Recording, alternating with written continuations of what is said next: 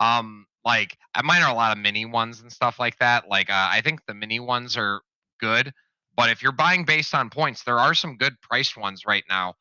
Um, and I believe each million points now it's about 1.2 or 1.3 Icosa per million points. So there is a lot of yield in it.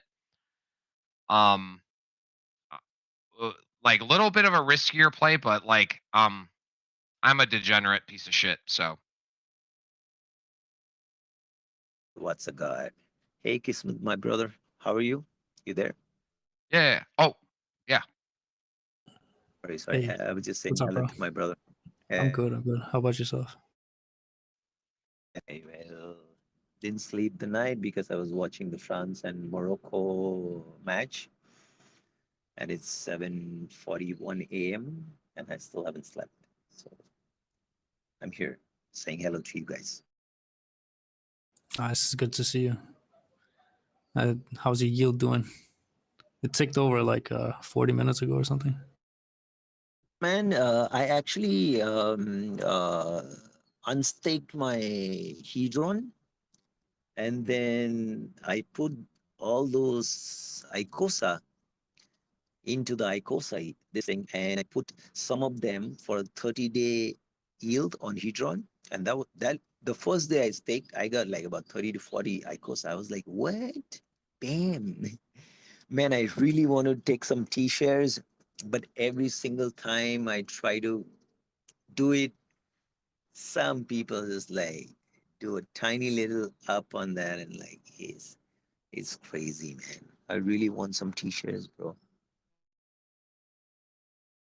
Get some? Yo, what's a god? Mike, did you get some? Anybody here listening? Did they get some of the T-shirts or not yet? In the auctions. Sir, Wait, for yeah, I what you mean, got like I have auction? Yeah. native stakes, but I didn't. I got one HSI, but I sold it for Icosa. Yes, you did. You are you are the what's a god, man. What can I expect from you? What can you expect from me? Uh, I talk a lot of shit, Yeah. dude. Only what's that's what I can expect. And like I like the entire system. The Wattses are just like I find them so funny because like I hated NFTs so fucking bad because I'm like, how fucking retarded could you fucking be to pay that much money for a monkey picture that just other people liked? But now you're talking about you earn Icosa in it. Like, just wait, boys. Like you're gonna see for an entry point, if you buy at like $2 per million and you get a dolphin position, that's like 4 grand for a dolphin position. There are ones that are listed for lower than that. Like, eh, just wait.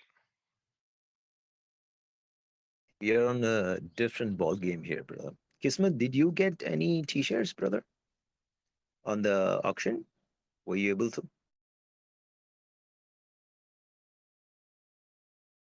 There's been some good deals around. I think one of the main reasons for why the good deals have appeared is because the unexpected failure of the poly executor, I mean, the poly contract, and the executor not being able to fulfill its job. As I said, it was very unexpected. So if they still had that 1.7 trillion that they wanted to burn through, they would most likely have gotten all the good HSIs. But because they didn't, some people could get nice deals in the auctions. That makes sense now because I was looking at some of them and there was from the same address, and those were like very good T-shirts, man. About 12, 20, 100,000 hex, 3,000, 300,000. I'm like, man, I want this, bro. Only looking, no touching. That's what's been happening.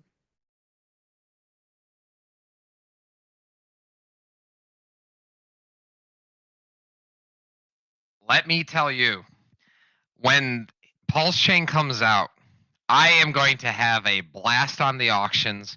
I will patiently wait, And like I might do some when my next stake ends, but like I am a degenerate, and if you're telling me I can just go have fun, and as long as I don't like over type, and I actually like always double check my math, like I only have to do a penny a transaction or 5 cents. Oh boy, oh boy, this is gonna be fun. Man, I completely forgot about Pulse Chain. Yeah, and remember, all your T points will get copied over. So I'm like just, possibly some strategy can but be yeah, developed from that. You know, it's the like deeper Pulse Chain I seems like a dive, dream, bro. Seems like a dream. I see an argument here. Like as I delve deeper and like hearing Richard say like, "Oh, this free chain might have value," and I came to like the like even though didn't agree with it for the longest time recently, you know, with how like liquidity is and like the hex system and how it works with Hedron and Icosa, it is possible that like in theory that the Ethereum side could hold some decent value over time with, you know, remember like hex is very small in terms of users and stuff, like compared to like Bitcoin that's been out for 15 years. um if the community grows 10x, which is definitely possible, like who knows what all these other chains will be worth. Like there's always going to be people who want to, you know, buy hex cheap, and they're like, I know this isn't the main version or whatever, and like maybe it gets adoption from like a country or something like that. Like um we don't know. The thing we would never Are you know talking about the ETH that forks? happened. Yeah, the ETH for like, so you could see like a weird world where like some country like really starts adopting like the ETH side, as weird as that is. It does like the more I think about it, and I'm just like I see why Richard came up to that conclusion and how those type of things, because the hex system is so powerful and it's such a good tool. It, with all these toolkits that are built, like remember like all this shit is like being built on Ethereum, and then it's finished and then it's copied to Pulse Chain. We don't know if like what's going on.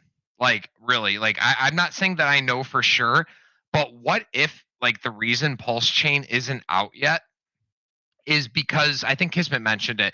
What if there's another layer to this that we can't comprehend now? It took me a long time to catch up with the current game theory. Like what if there's another one, and like they need to launch it, and then but it needs to be on ETH first so that it is then forked over to Pulse Chain. Like it would be, if there is another piece to the puzzle, you would need that to be launched preferably on Pulse or on ETH, and then you know you make sure it works and stuff, and then you launch Pulse, which just then forks and copies the system over. You know, we do have to keep that in mind. You know, we don't know how far this rabbit hole goes, and man, if you don't have the time to fuck around like I do, you're probably not going to find out.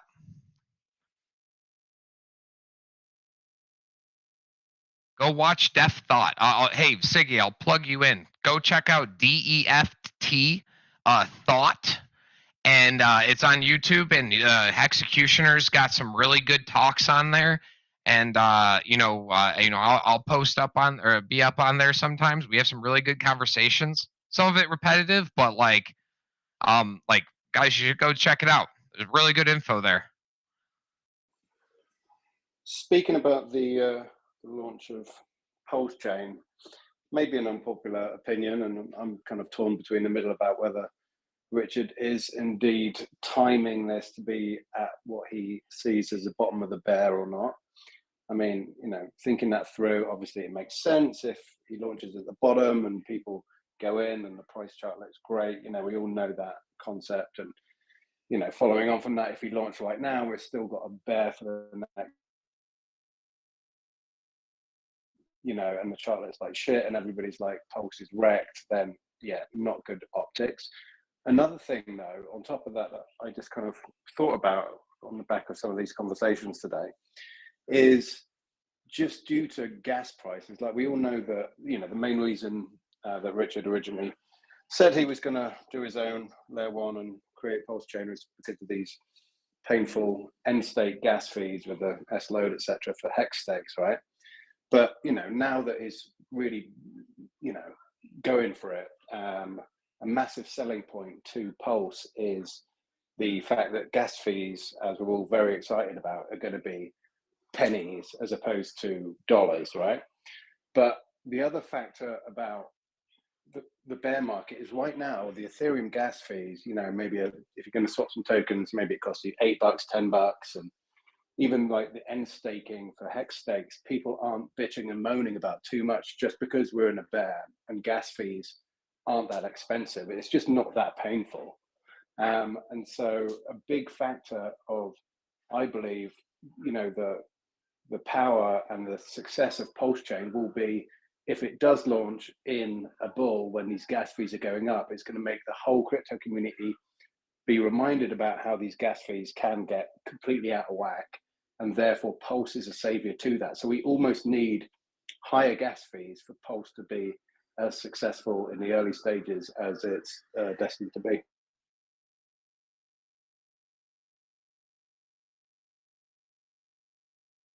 Whenever it launches, like, cool.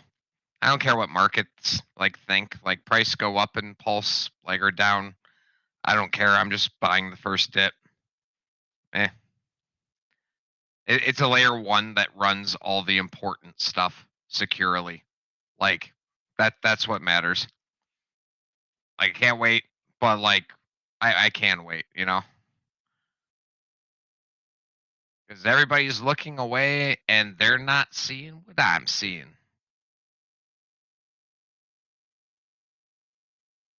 As an investor in Pulse and PulseX, I'd prefer it to be launched at the absolute perfect time that it can be. I think an investor means you were expecting somebody to do some work.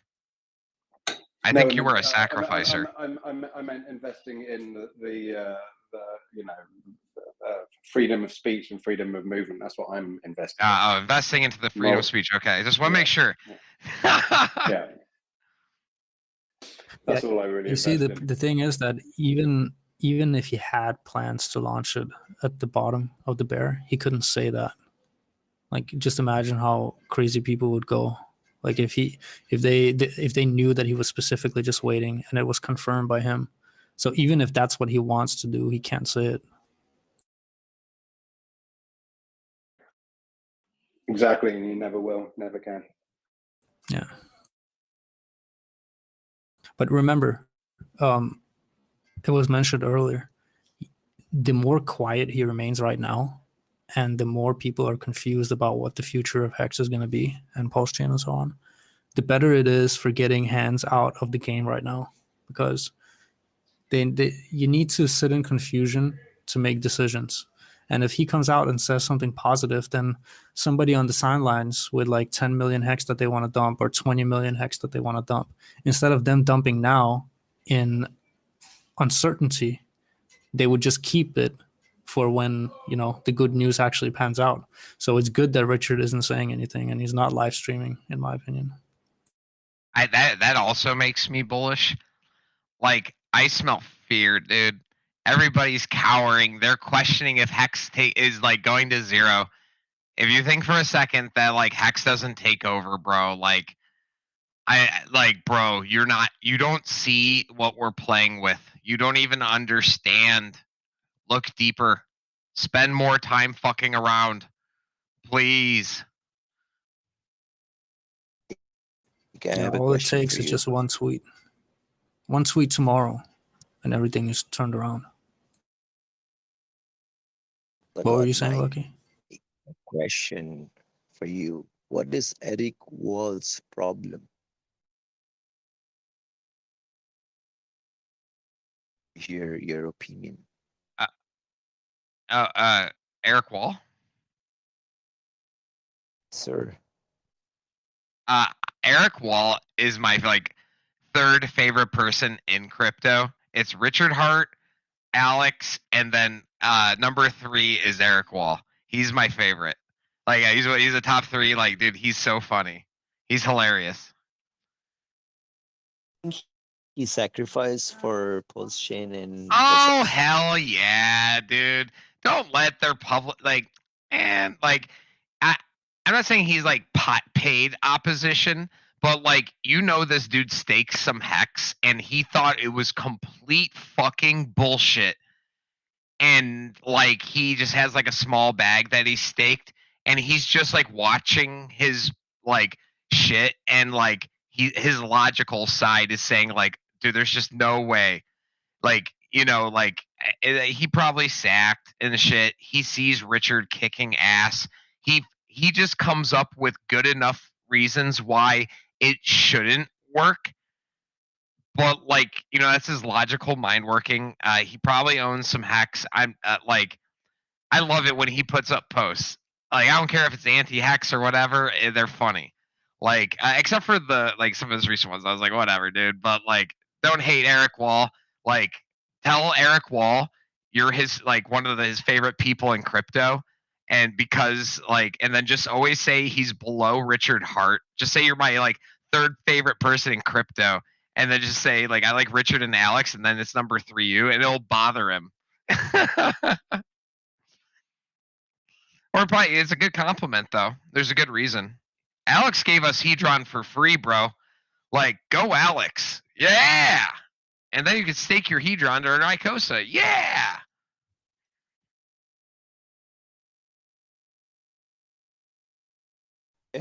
I hear you.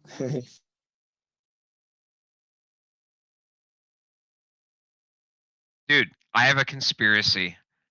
There are a few candidates who could reach the potential of maybe being the person who is God Whale. I want to bet, like, I want to say Eric's God Whale. Like, he has a potential. Like, dude, he was an early investor in Ethereum, I think.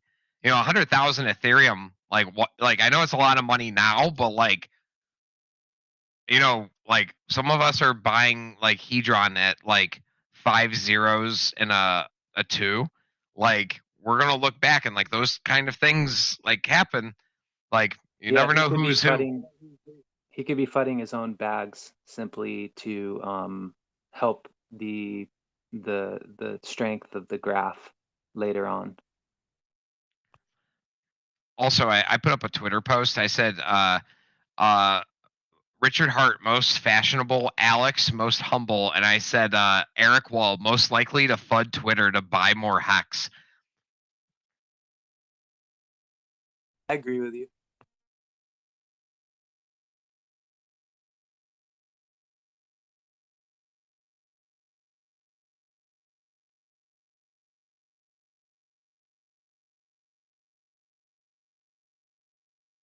I don't know, man. I'm probably retarded, but I'm bullish. I'm more bullish than when we were at a penny or penny 2 cents and we rose to 50.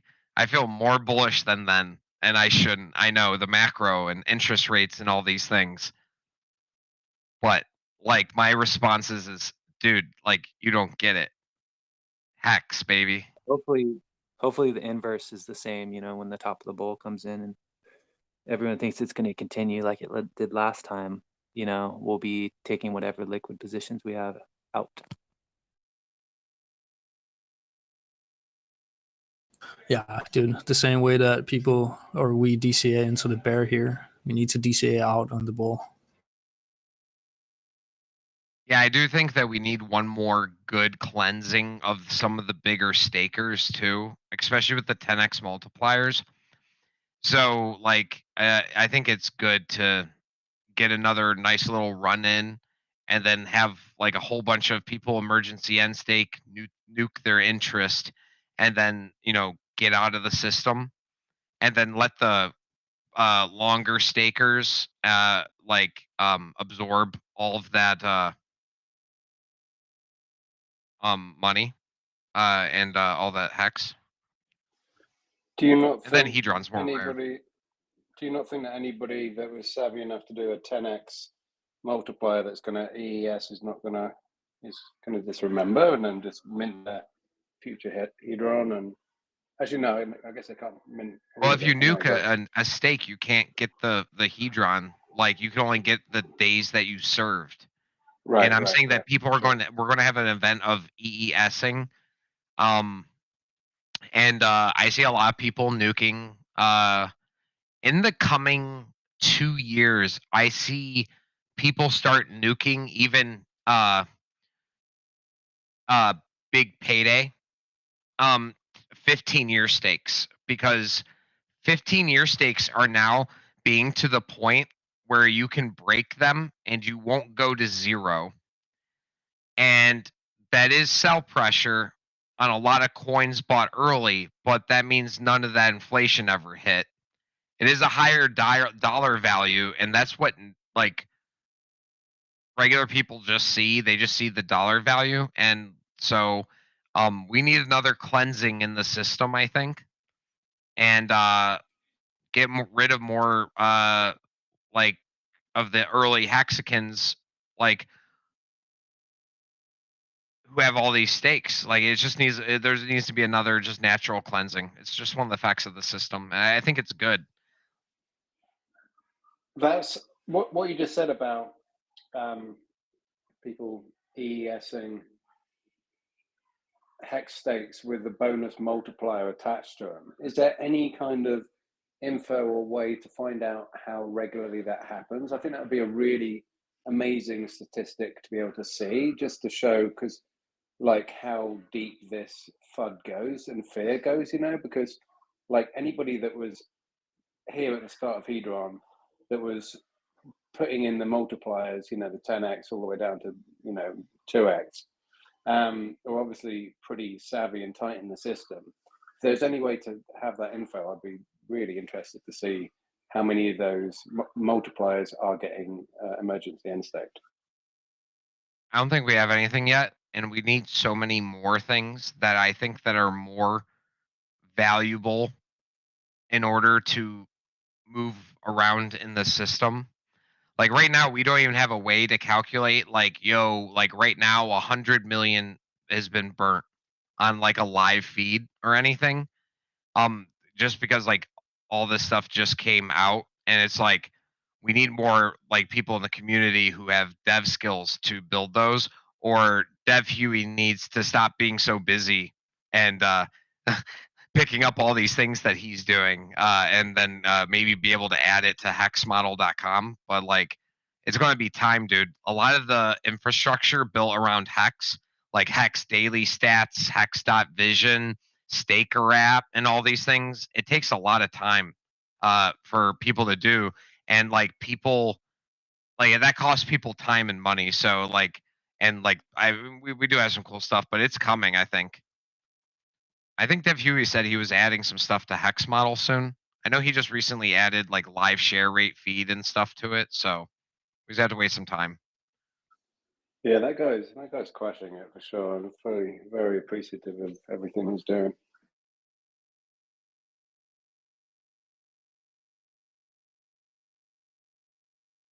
Yeah, I think that the emergency end stake function in Hex is extremely bullish for the future of the project. Like, one of the big threats that people are talking about are those 15-year stakes, but they fail to realize that you can manipulate people out of their Hex stakes by upping up the Hex price. And whoever market manipulates that, yeah, they might lose short term, but they remove the threat of these stakes coming into fruition and having the interest sold into the future. So it's very important to keep that in mind. And also another thing that can make it easier for people to stomach an EES on their big stakes is the fact that Pulse Chain will become a reality. And when people created these stakes, they didn't have an idea that Pulse Chain would actually be having copies of their stakes. So now they have 2 stakes, and one of those stakes can be easier to stomach to EES than the other. So it's interesting to see, or we can even see something like they end both stakes because the price is very high and they get double the value, but it depends on what people decide to do. But overall, the EES function is extremely bullish, and the price will determine what people will do and the macro situation that is going on in the world. Well, the interesting thing on that point is that the recent T-share payouts has been really like insane. I want to say for the last 2 or 3 weeks, it's up over like 6.3, sometimes 6.5. Like today was another big one, and that's people EESing because of the price is so low and they're just getting wigged out, whatever. But like you say, when the price starts going up, you can expect that to go up even further. I think the T-shirt. It's a lot of bleeding right now. There's a lot of Yeah. bleeding stakes. That's a big contributing factor over EES. Early kind of stakers just forgetting and not knowing what the hell they did. Yeah, you people imagine- die. People forget about wallets. Yeah. Imagine how many people are going to EES when Hex hits $10, then $20, then $30. Yeah, and like Mike said, you don't even need to reach the 7.5 year mark. Like you can do, if they can just get 80% of their principal or stuff or whatever they put in there, that would also be a good reason to EES depending on the price. Like they don't need to wait for the half year, for the half mark. Make a big 15-year, Everyone- boys. Telling you. Sorry, Mike. I was just gonna say, yeah, everyone needs to definitely EES your stakes, please, and burn your Wattses. Burn them. Burn them. That's all they're Like- good for. Literally, you can do two things with Wattses. You can send them, and then you can burn them. You might as well just burn it. They're useless. If price can bait people to EES their 15-year stakes, after that point, if it happens to be successful, that's the unlimited point for Hex price.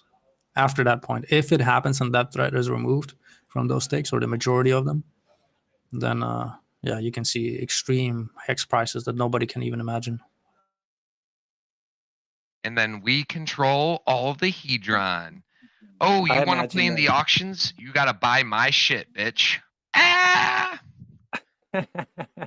I'm gonna release like a series of how to imagine like super moon boy prices by Rich. It all the time. That's all I do. I just sit around imagining how good I'm gonna feel, and I kind of have that feeling just thinking about how good I'm gonna feel when when I'm right and Hex hits fucking over $40. Dude, give me $1 and I'll just be happy to look at my staker app and just be like, I don't even want to talk about Icosa and Hedron at that time. But like we could be talking some.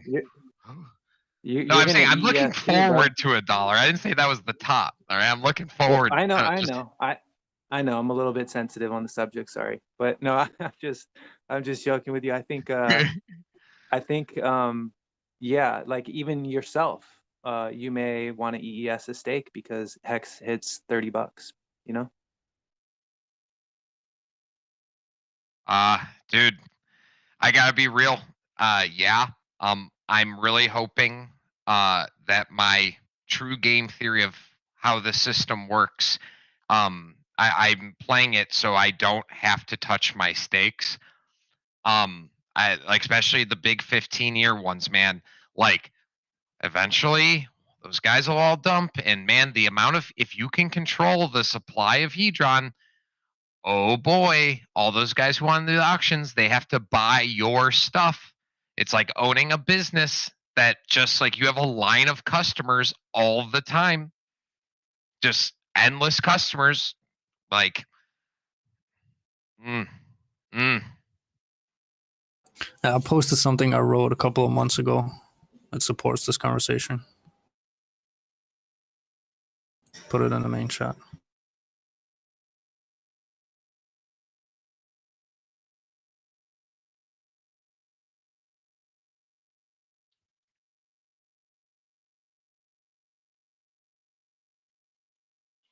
Hey, Mike, were you in early enough into this sphere with T-shares, etc., to be able to get the bonus multiplier out of interest?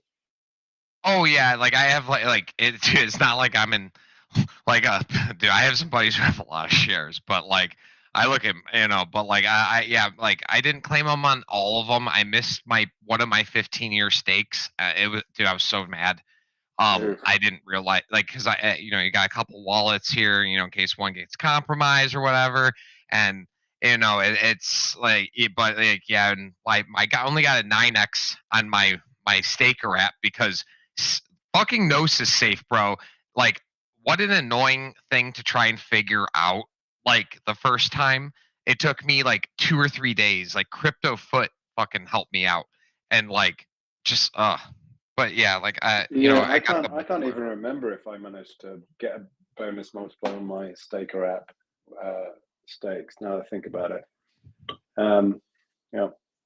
It was But hey, worth it. no, You got a Gnosis safe airdrop too. Like they're gonna drop yeah, you no, free no. coins that you can dump. I'm all about that. I managed to get the Pulse D off it, and I managed to get the Gnosis thing as well. Like David Feeder helped me out with all of that stuff. But yeah, I can't remember if I got a bonus multiplier on my. I've only got one staker app stake, so I've got a shit ton of others with all of the multipliers. But yeah, those were. I'm looking back now. That was like the best decision I've probably made in the last year, crypto wise, was to really go balls deep on those multipliers.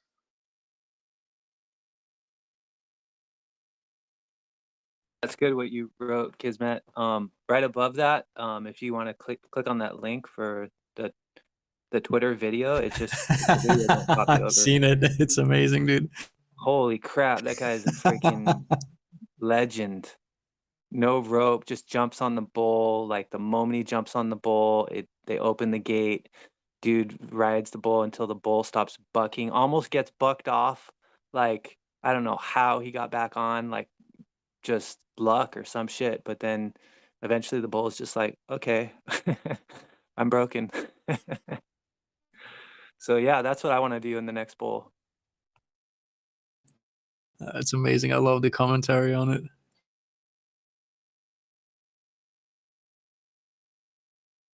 Many a year in the fields with my fellow Mexicanos. So that hits home. Hey, I've got a question about Watsons and people burning them as opposed to selling them on like OpenSea. When like, is anybody like tracking the wallets that?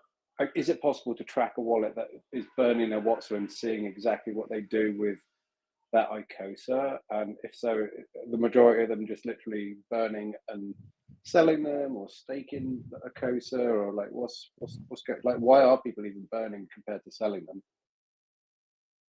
them? People like burning their future like wealth for pennies. That's all. I mean, are they just complete newbie retards that just don't know what the hell they're doing, or like is there a reason? Like I'm guessing you could probably get more dollar value from selling it on the open market compared to burning it and dumping the Icosa, right? yeah, and so there's like really no reason to do it, but people are pressing buttons, and rich people have so much money they don't care, and maybe they want to test out the system, and they're like, I don't care about $1,000, like a billion point. What's a big deal? Like they don't care because they'd rather see like the value of like knowing how the system works and actually doing it is actually priceless.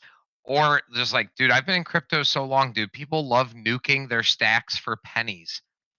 People love doing it and just keep doing it forever. So, you know, can't change human behavior.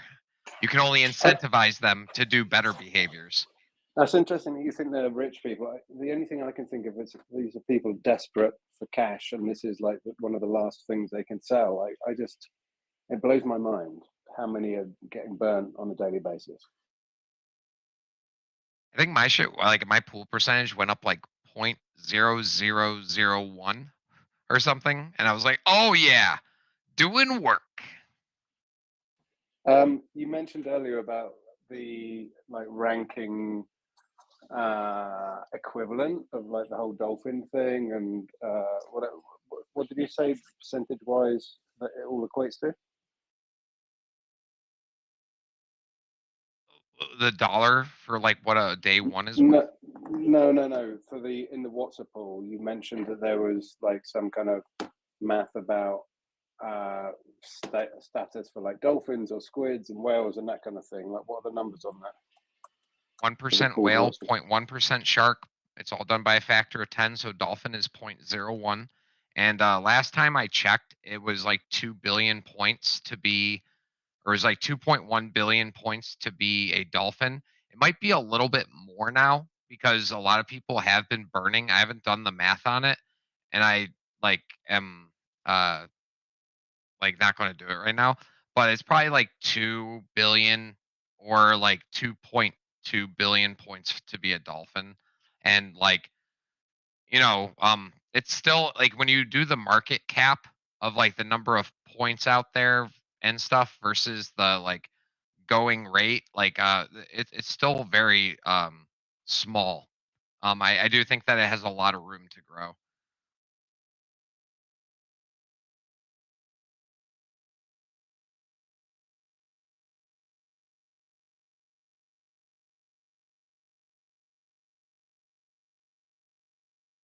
I actually think I love waiting. I think like the switch has flipped in my mind, and I actually like really enjoy exercising patience. It's weird. Dude, I'll Richard be chill. Hart has taught us well. Delayed gratification.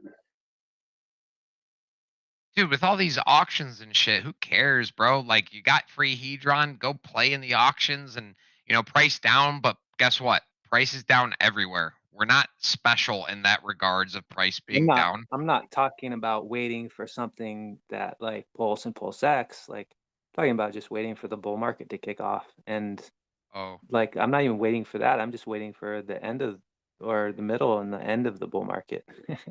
And it's like it's weird. It's easy. I feel like I've graduated.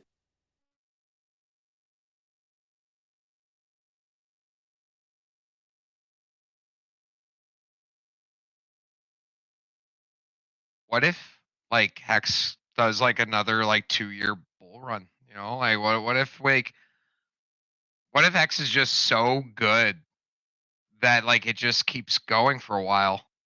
Like we don't know what's going to happen here. There's never been a product with this that has had additional toolkits like Hedron, Icosa built on top of it with penny transactions. We haven't seen a layer one that wasn't a ghost chain since Ethereum. Like this is pretty exciting, guys. Like a layer one that launches with actual users and dApps that work. Wow, I've been in crypto a long time. That's pretty exciting. Whew. God gave us roses, so God gave us memories so we might enjoy roses in December. That's basically like my mentality is I haven't forgotten what happens in the bull run. I haven't forgotten. And that's why I make these crazy ass predictions. Not financial advice, whatever.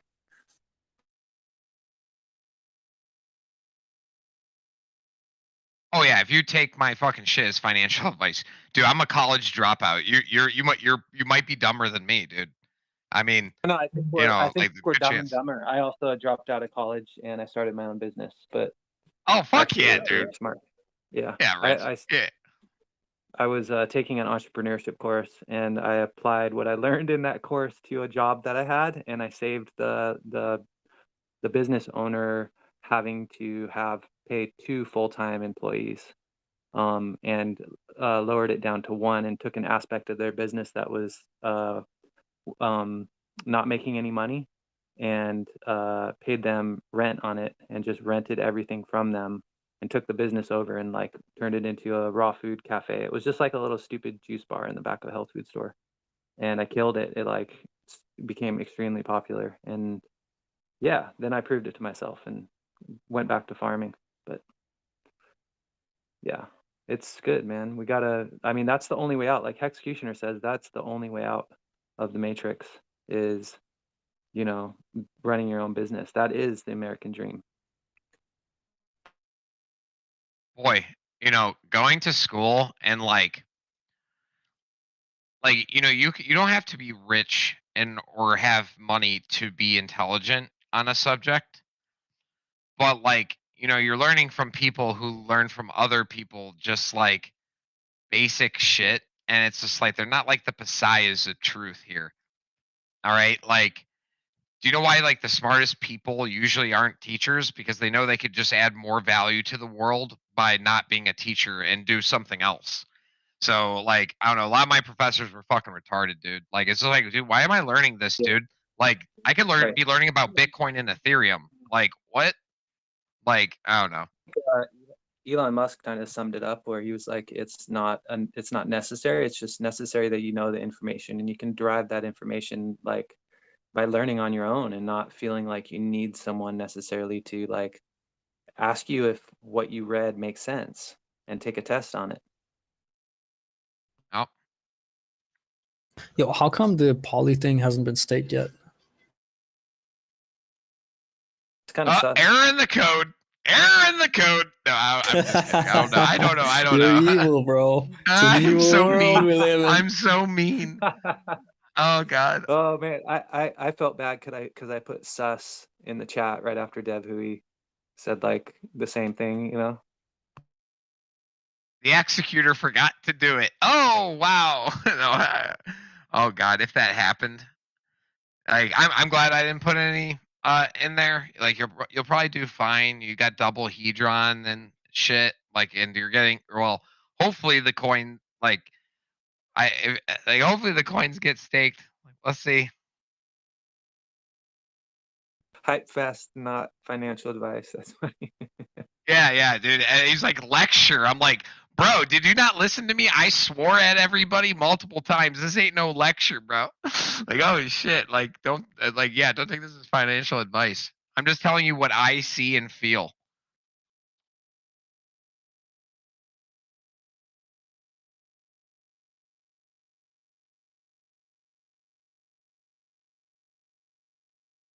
In regards to staking ladders, I mean, there's a lot of different plays, but I think like it's kind of hard to necessarily time it, right? Time the near the bull and near the bear. We don't really, I mean, I guess you kind of can because it's been repeated for so long, but like, what if you're off, you know? So I think like the safe bet is to break it down into like yearly, and then every 6 month, you know, set up a ladder that's yearly, and then break it down to 6 months as you add to your ladder, and then you could even go shorter than that, like 3 months, you know, just like shorten the time frame.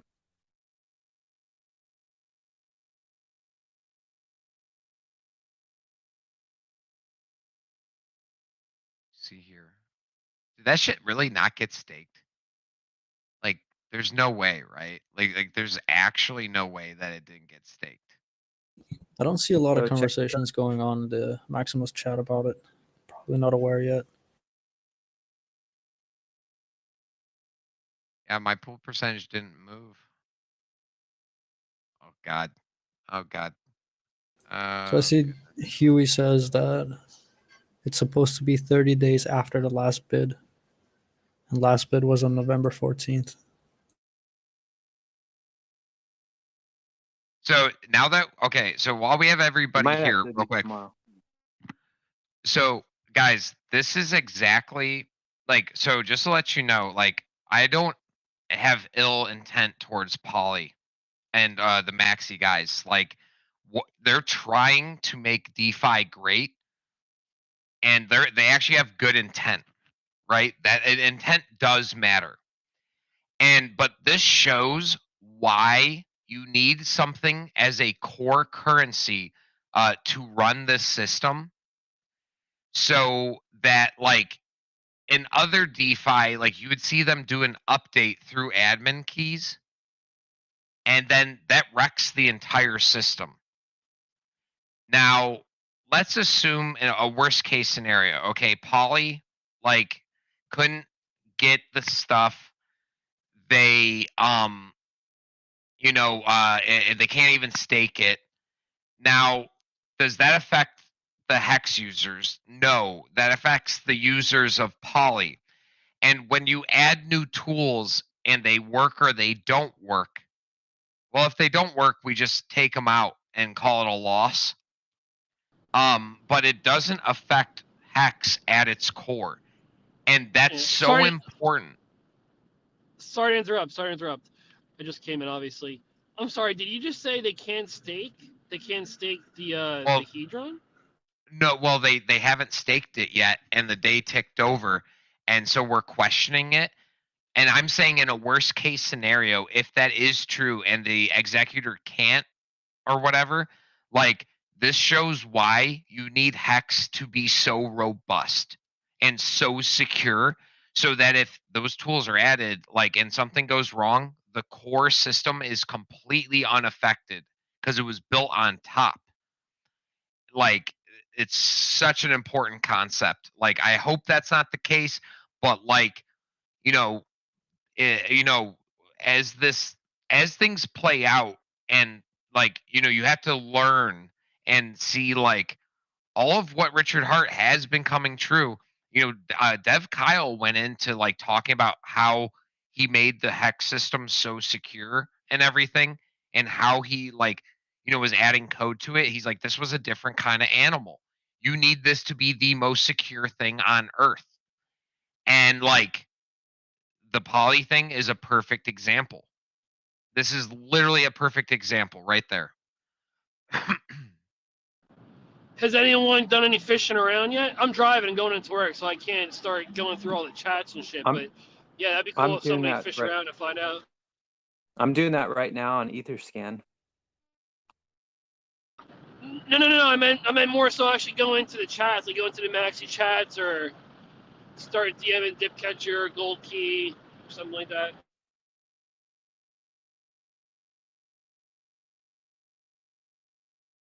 I don't know if Gold Key unblocked me.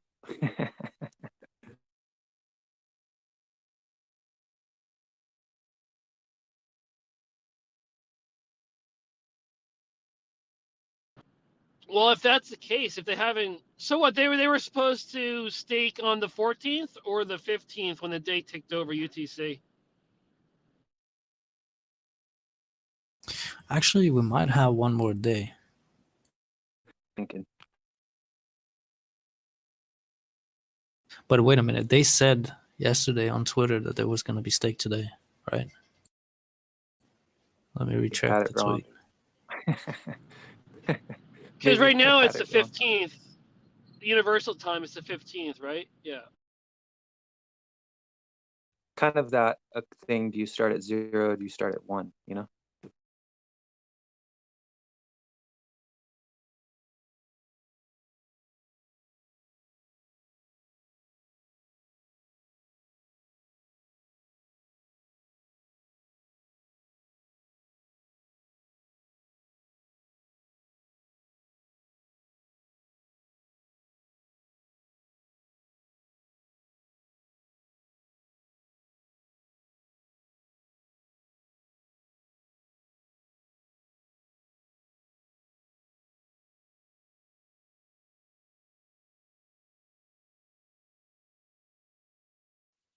Oh, we got Crispy in the fucking chat, dude. All hail the king. Yeah, Crispy. Yeah, Crispy. Hey, Mike. What's going on, brother? Actually, Crispy is number, like, 5 on my list as possible God whale suspects. So just make sure you're watching out, boys. Yeah, just cross. You can cross that off the list, man. Oh, okay. See, that's what the God whale would say. Just to let you know. Yeah, I know, man. Right. I think I saw your video with Maddie All In, and he got really quiet when you started talking to him about Icosa Pool and Hedron, and kind of like he was like afraid to focus on it too much. But, like, the fact that T-shares are being sold at a discount, I don't know. Did you feel like he received the information well, or do you think he's still quite not ready? Yeah, I think I think he's receiving things. You know, how are you, Rich? By the way, Crispy. Thanks, brother. Hope you're doing good. And yeah, it was good. Axis was killing it on the freaking. That guy is extremely intelligent. Like my favorite chartist by far. yeah, he got me all FOMO'd up again. So, Wait, who me? you know, Axis. Oh. Who, me? Mike. Dude, I'm the hype man, bro. Like, oh wait, what was that from? It's like I am the hype, you know. Yeah, you are, bro. Nobody can take it away from you. Yeah, you know, hey, Sorry. no, sorry, look, let's just say one thing to Rich. Rich, yeah, you know, listen, Matty's going to do what he does. He has his opinions, his thoughts about things. But I appreciate that he gives me an opportunity to talk about some of the stuff. While his streams aren't obviously Hedron and Icosa specific and probably never will be, it does affect the ecosystem, right? He's a user of Hedron. So sharing information is always a good thing, I think.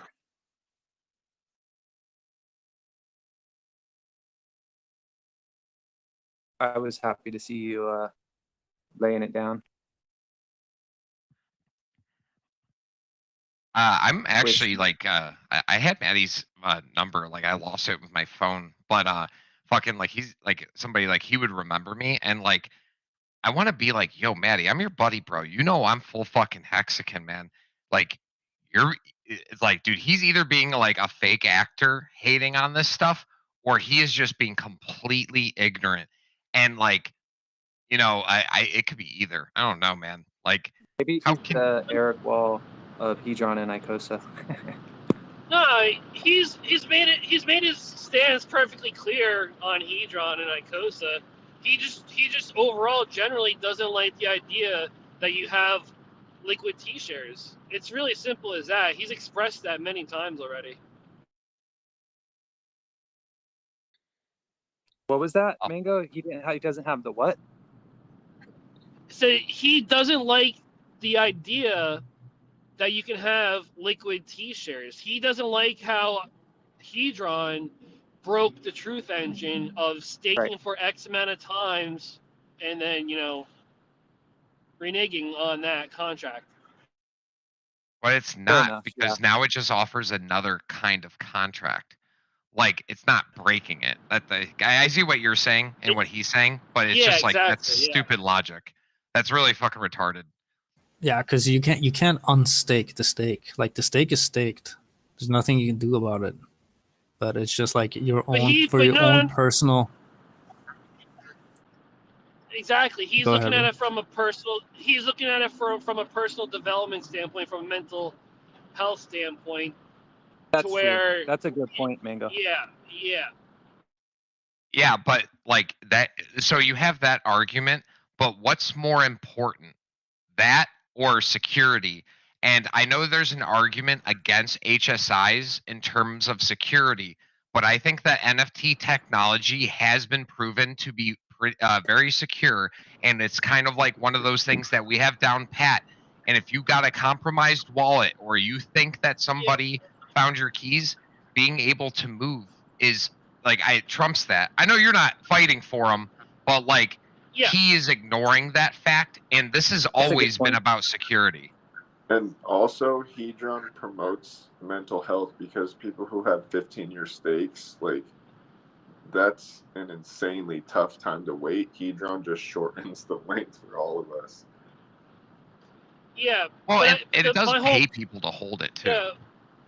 Yeah, but my whole point is, he's not arguing against it. He's just stating his stance. That is his stance. He is not arguing it. He is just stating his stance, and that is his position. That's it.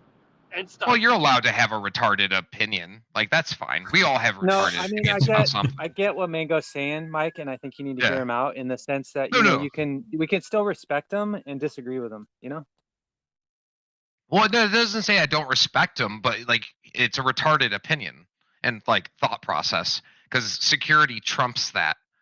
like security and being able to like move a hex stake, like just moving it, like forget about the selling part, like just to be able to move a hex stake from a different wallet, that it needs, that is something that needs to be here. Like, and just be like, oh well, now people are like more likely to like not hold their stake or whatever, and it's like, oh fine, they'll regret it. Like they would have No, broke I the mean, stake anyway. Like I like get what you're saying, Mike, 100%. I just think that you're being a little bit mean to Maddie, and maybe he deserves it. Whatever. I disagree with him. Whatever. But I've also, I've got a lot of value from listening to him through the years. oh There's god, also the after like the argument. first week, I was done. I like Maddie as a person though. I was saying that also the other argument, which is pretty strong, is like if you're ever in a situation in life where you need to pay off something or you need instant liquidity, you have the opportunity to actually take a loan against the stake, right? And then you can fix whatever you need, and you have 3 months to pay back that loan, and you don't have to emergency end stake and lose control of your stake forever. Or if you don't want to take a loan, you can sell the HSI stake on an open market and then get the value back, at least more than you would get from emergency end staking. So there's flexibility in something that was not supposed to be flexible. There's an inherent value in that. 100%. And the Yep. the other thing that's maybe Matty's changed his tune, and I in the camp of also respecting him greatly for everything he's done for the community, and everybody's free to have their own opinion. But he has recently come out with his own new product, or putting it out there. This thing, Time Pays Me, whatever. And a lot of that is to do with not being able to be hacked, and security over your bags. And so I think, as Mike was saying, like this whole thing that HSIs offer the user with more security, like maybe his tune may have changed a little bit with that in mind.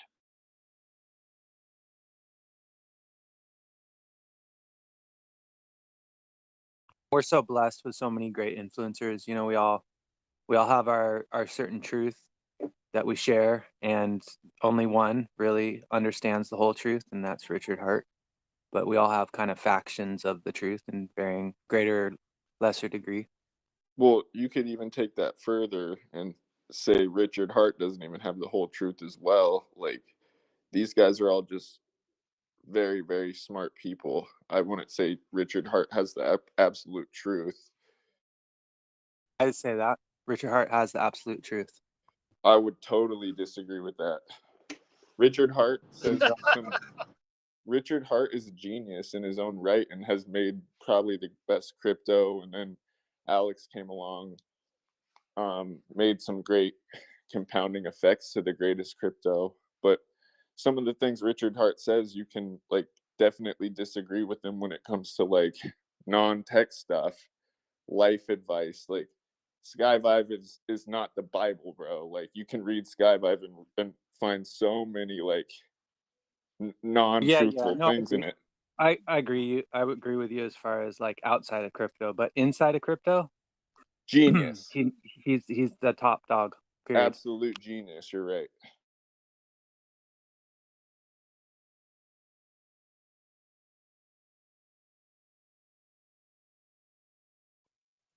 Remember, guys, we're part of the story where this fucking guy in a top hat came out and said, I invented something that's going to revolutionize finance and just make insane amounts of money for insane amounts of people, and just completely called a scammer, thrown to the side, and just like, look at this rise, bro. Oh man, eventually these haters are going to become subscribers and stakers. Dude, I can't even imagine what the next bull is going to be like.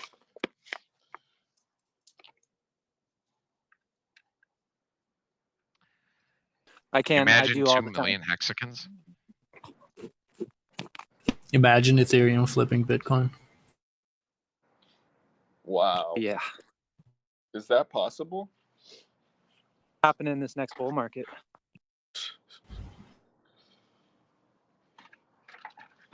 hold its position, but it'll flip right at the very end of the bull market.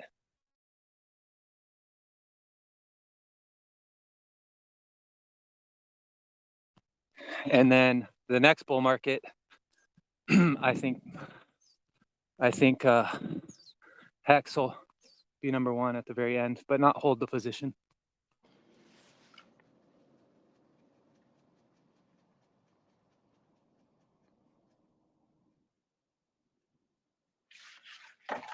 If you are staked in Hedron, well, if you aren't getting diluted by poly, like, well, that's nice if you really like Hedron staking. Like, holy shit. Yeah, removed more from the pool. It just makes it stronger. You're just poking it with a needle, bro.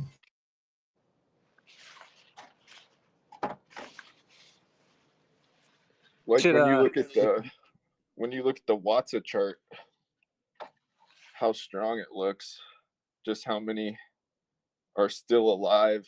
People are barely burning them. They're very strong right now, just looking at those charts. Yeah, you need Icosa price to go up to bait people to burn. The thing is, all this is such a long-term play. Like, anybody who even knows about Icosa is like almost like a 15-year staker. Like, everyone's on such a slow time frame with Hex and Hedron and Icosa and the whole world is burning around us, and we're all just sitting here patiently with nothing to really worry about.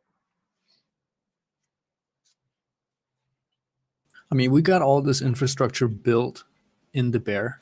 Like when the bull starts, we're gonna see people come out of the woodworks with promises about building things. We already have everything built. Oh, wow. Investing in finished products with founders who don't dump on your fucking head so they can just like buy nice things. Like, dude, our dude was already rich before this stuff was already like even thought about. Like, people don't get it. Like, oh, it's all done. Like, it just needs Watsa art. Like, that's the one thing that we haven't gotten yet. Like, that's the one thing. And just because we didn't know how many Watsas there were going to be.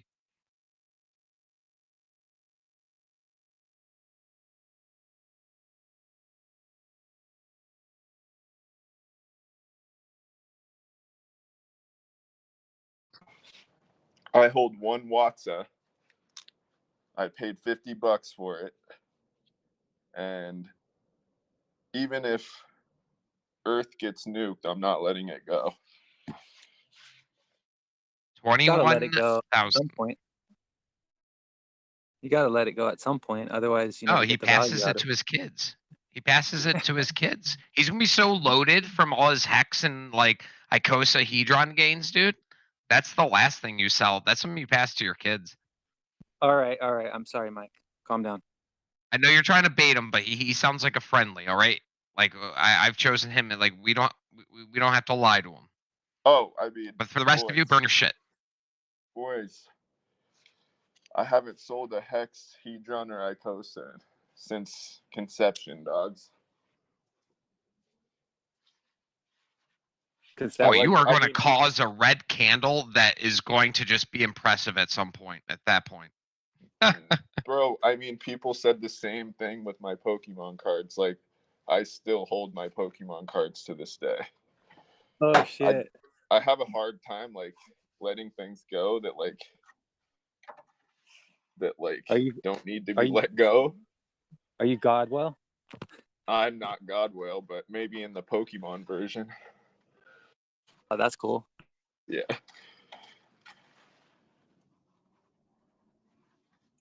What are you guys collecting outside your cryptos? Collecting good relationships with people and land. Ooh, beautiful. I've accumulated a lot of clumps in my nose from cocaine and hookers. Are you crazy? Oh, no, I'm just kidding. Just kidding. You crazy. You joke about that a little bit too much. I'm a little bit concerned for you, Mike. No, he probably does it once every quarter. Let me tell you, if we have a Icosa Hedron con there, and I show up, dude, there's going to be cocaine and hookers at that time, all right? But not now, not in, I live in a boring place, like chilling and everything. But there's a time and place. I just really look forward to those times, Yeah, me too. I mean, not so much for the cocaine and hookers, although yeah, I'd probably take part. But yeah, just meeting everyone, doxing myself in front of the community. Just yeah, that'd be great.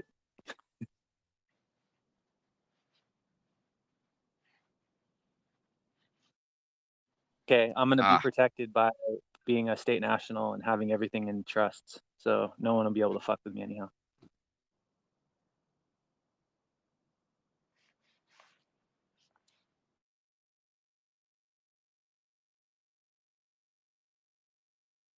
Wait until you hear what Executioner is up to, bro. It's gonna trip you out, man. Like we are so fortunate. Yeah.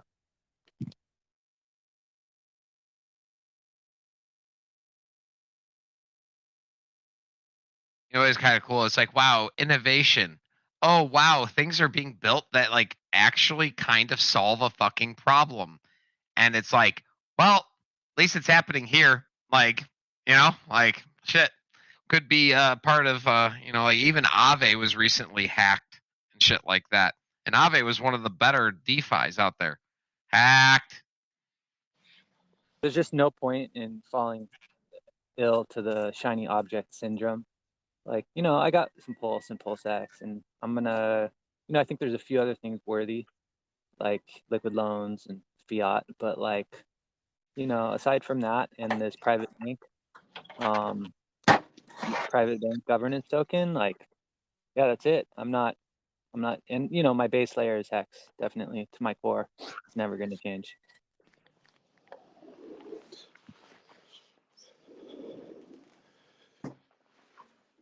Hex stores your wealth, and Icosa and Hedron are like kind of like additional banking services with it depends how you want to view the auctions. It's a way to accumulate cheap shares or ARB and play a game. Well, it's like I'm with you. I'm not gonna give up any of my base X. Go ahead. It's like it can't be said enough, like over and over again, how great of what Alex has done. Like, you took an invention that was, that we know of right now to this date to be immutable, and you're just building on this immutable thing. And then the surprise with Icosa, like hidden in the background of another thing, being built on another immutable thing over another immutable thing, is just wild. So like, we're all sitting here enjoying our yield, and every single other person is panicking. It's like every time we praise Alex, I don't think, but it'd be nice to talk to Alex. He's in this group chat every now and then, right?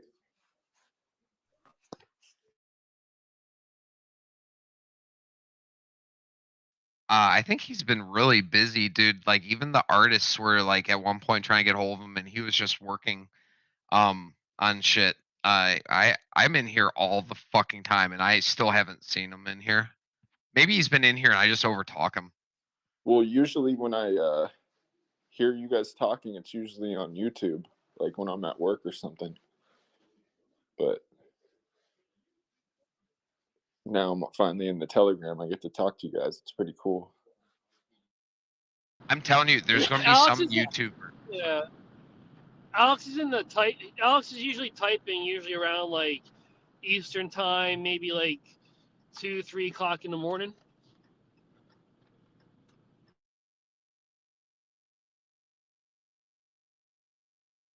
I can't wait till someone sees the YouTube and they're like, dude, it's the cocaine and hookers guy. I'm just waiting for it.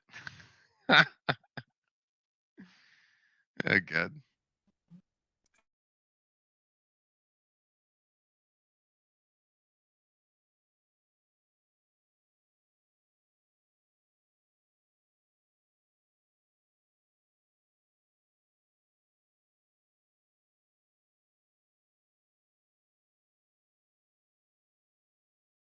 Yeah, I saw Executioner mulling around in the chat room, but he's not joining us in voice chat. We'll see if he graces us with his presence. Yeah, dude, I see Alex on Instagram, and he's always like rolling around in his Toyota Tacoma, like camping and stuff. Well, that might just be his property too. So I know he lives in kind of like wooded area, and he's talked about how he has a pretty big property. Yeah, Smart dude, man. it looks so sick. Him like rigging up that data center. Yeah, dude. That's what he said. That's like the most, like the brunt of everything that he's working on right now. It's like it's working on the fork of Infura.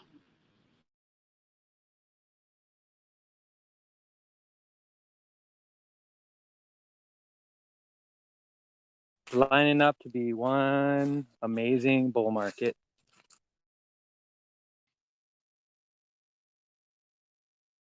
Guys, I once again, man, I keep looking at this system, and the only conclusion that I can come to, that picture where you have like hex, and it's like a vortex, and hex is green, and everything else is red, and it's like absorbing the financial power. Man, does that future fucking just seem kind of possible, as stupid as that fucking sounds. Like, Richard even said it could just be a black hole for fucking financial like money, just because the reason people put money in markets is to earn yield. Like, earning yield securely and safely. Like, year by year, you're going to see more and more people staking. You're going to see longer stake lengths. You're going to start seeing some gnarly ass things, man. I'm out for the night, boys. I fucking love you all. Thanks for joining in. I'm going to leave Night, it to Mike. Rich because you're a Night, fucking Mike. god. Mike, Good one night. more thing. Yeah. Take care. Instead of the black hole that you see, I see an all-out war. What, to rush out of the shitty assets and get into the good one? What's happening, an all-out war in the crypto, instead of a black hole where Pulse and Hex and Hedron are the black hole of all, I see an absolute war where they're trying to create their own to compete with what Richard has already thought of. And they're probably underground doing some things like with CBDC to get it on track way quicker than Pulse can even be complete. And they might even.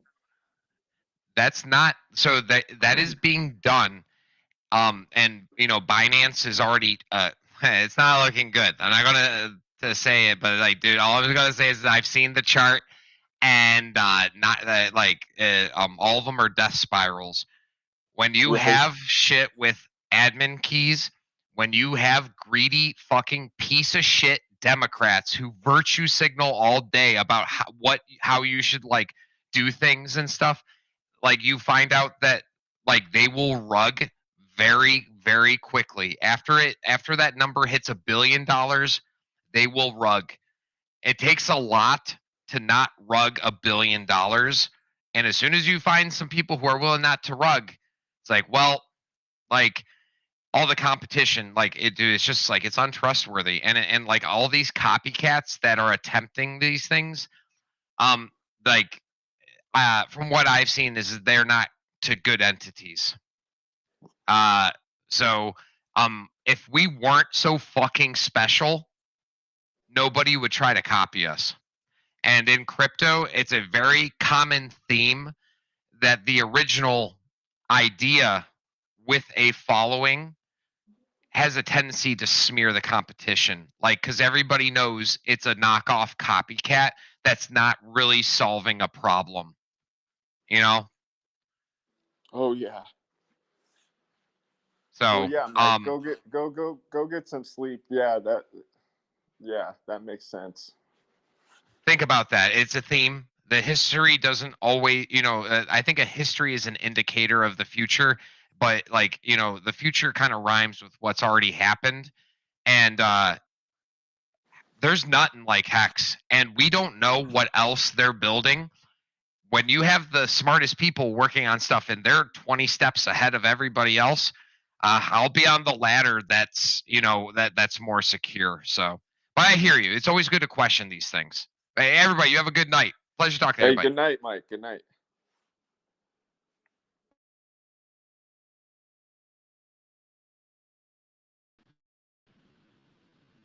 That was a hell of an exit. Oh yeah, he was seeing black holes, and I definitely see how he can see that because Pulse will, with everything that we know what Pulse is right now, Pulse will suck up everything, kind of like a black hole, and the only thing that they'll have to stop it is an invention that would come out of thin air, kind of like how paper money came out of thin air. How they turn gold into money. How like their next thing for money is now going to be competing with Pulse, the black hole. So that's how come I see things as a war. Yeah, there's I just glanced in the Maximus chat, and 5:18 somebody asked when will polyhedron be staked. Nobody answered. Then at 7:34 p.m. When is the polyhedron stake starting? And no reply so far. Yeah, that's been all kind of sketched out from the like when you're just ran talking the about these function, guys. derivatives, like all these derivatives that are coming off of Hex, like it's tough, man. It's tough to get it right.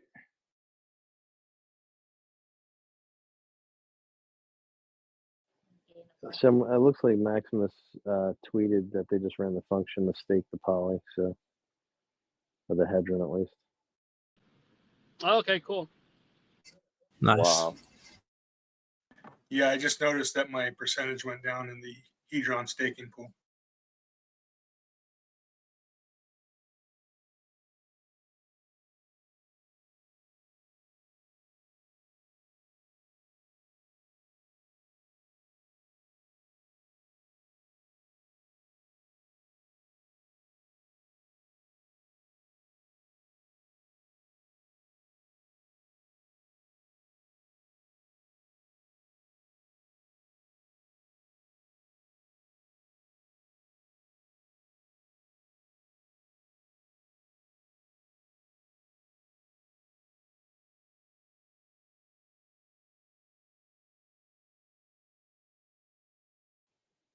Barely made a dent. That's gorgeous.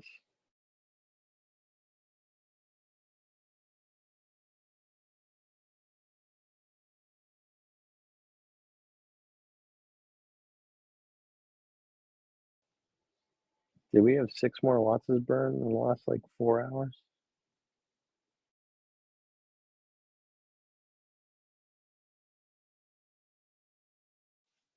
That would be a pretty big number.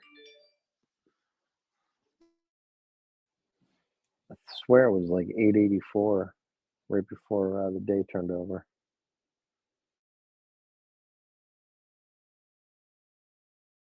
Yeah, 6 more were burned.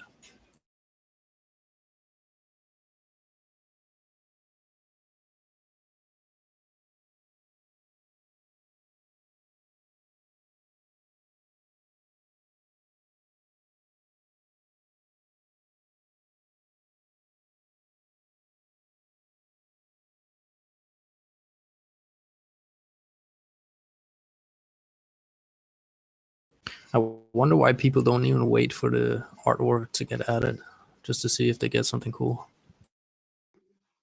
I would bet a lot of people don't even know, or some people haven't even heard or listened about those conversations. So they just have their WhatsApp. They bought it out of a FOMO. It was only 14 days, and they just don't even know that that's even going to happen. Yeah, for sure. I agree.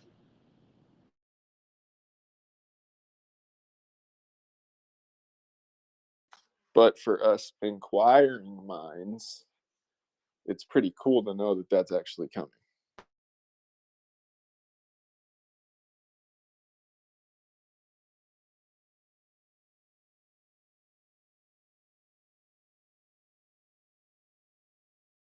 Yeah, we're finally going to see some pictures in the game that actually are worth something because of the yield generating aspect. So in the future, especially when Icosa price goes up, like people are going to be very curious to know why certain pictures are just worth much more than others if they're up for sale. It's going to spark curiosity, especially from people who aim to speculate on the NFT market. It's a gateway into our ecosystem.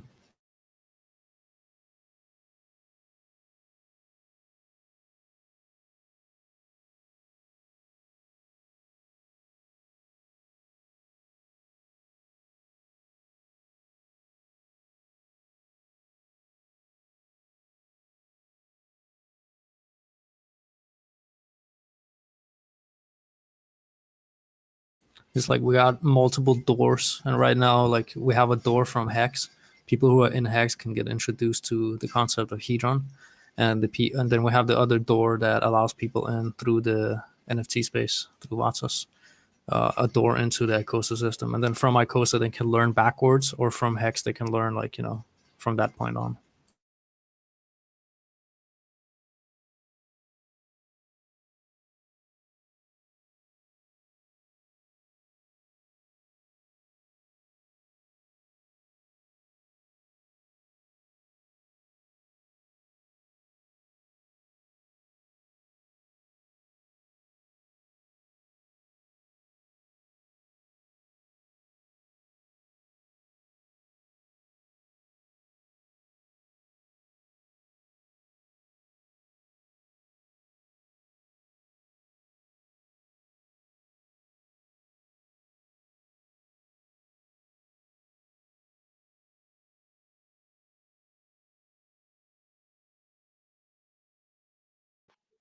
Hey guys, it was good chatting with you.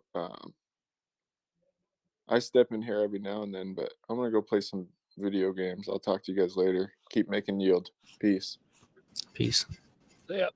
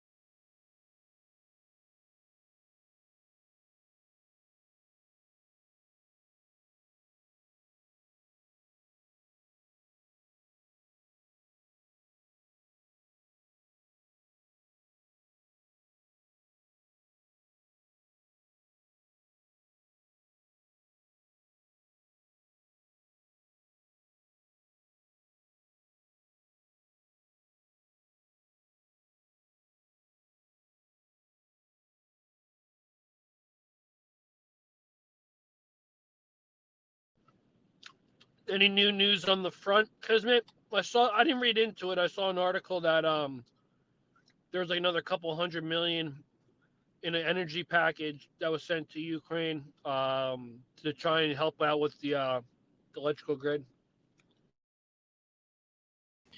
Yeah, they keep sending aid, and they're trying to stir up a new conflict in Serbia. So what's funny is that Kosovo is considered a breakaway region from Serbia, and the Serbs consider it a part of them. But when Bill Clinton was in office, he launched a bombing campaign against the Serbs, and then they deemed Kosovo an independent region from Serbia. That's the same thing that's going on in Ukraine right now. You have the Donbass region who is trying to escape the Ukrainian rule. And they deemed that as an illegal act, but they supported Kosovo breakaway. So it's funny how there's a double standard there. But overall, it's a tug, back and forth. Right now, the Russians are making advancements on various regions from the northern side and the southern side. They're bombing the electric infrastructure of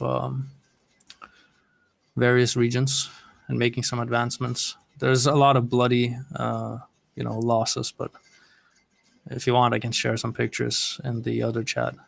But in general, you just see a lot of young dudes dying, bro. It's really bad. Mainly Ukrainians. Has Belarus played any other kind of part in coordinate with Russia? So I remember hearing something earlier, when the conflict started, how was there Russians in some Belarus bases or something? Yeah, so the Belarus government and the Russian government, they're closely tied. They tried to create a coup in Belarus and remove the president there, but they failed. And after that, the ties they strengthened between them and the Russians, because it was the Russians that informed them that there was something going on there. That was pre the war. So they aid in supplying land that the Russians can stand and build reinforcements on. There might be some conflict brewing there as well at some point. But when the Russians, they went into Kiev in the beginning of the war and tried to surround the area, they went in from the Belarusian land. But then they retreated from that point on. It's speculated that the reason why they came close to Kiev was because they wanted the Ukrainian forces to retreat from the Donbass area and go up toward the Kiev area to split their forces. But I don't know if it happened or not. But the moment that they saw there was reinforcements around Kiev, the Russians, they removed their soldiers from there and went to the front line where the conflict is actually going on. So right now, it's not fully clear how it's going to pan out. But currently, the Russians are making more advancements forward than the Ukrainians are.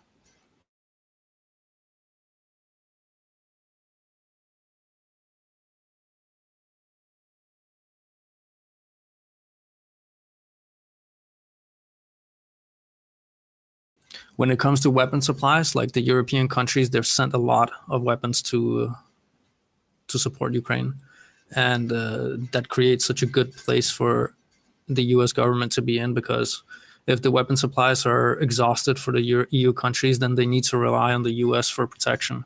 That puts the U.S. in a good spot, not only military-wise, but also energy-wise, because they cut the supply lines of Russian gas and natural resources to the EU countries. But then they increase the transportation of LNG gas from the United States to the EU countries. And they also want to create another situation where it's more beneficial for EU countries to go and start fabrics and factories in the US, because the energy will be cheaper, and then support their products to the EU through ship lines. So again, the US will come out ahead on that. They remove the dependency on Russian energy and create a dependency on their own energy. So over time, we're going to see a shift where the majority of EU countries are going to rely on the US for natural resources.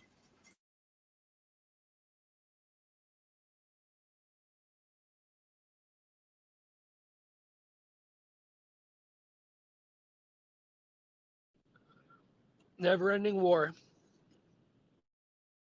Yeah, I mean, if you have a situation where you print your currency into infinity, even though you are the world reserve currency, there comes a time where you start becoming weak. And when you become weak, you become strong when everyone else is even weaker. So it's important for the US. And when I say the US, I'm not talking about the average Joe. I'm not talking about the guys who sit in Washington and call the shots, like the elites. So from their perspective, it's very valuable what is going on the planet. And remember, by the end of the day, the US are not the ones who are losing manpower. They're just funneling energy into the conflict areas and the actual populations of the countries that they support. They're the ones who lose their young military aged men, the future of their land. And they keep pushing for this war. And they're basically using the majority of the Eastern European countries as cannon fodder. Yes, they are.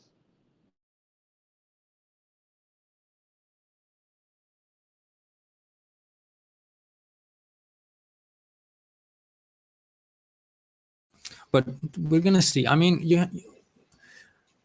you also have to put things into perspective. Like what they're trying to do with the sanctions is they're trying to strangle the Russian government.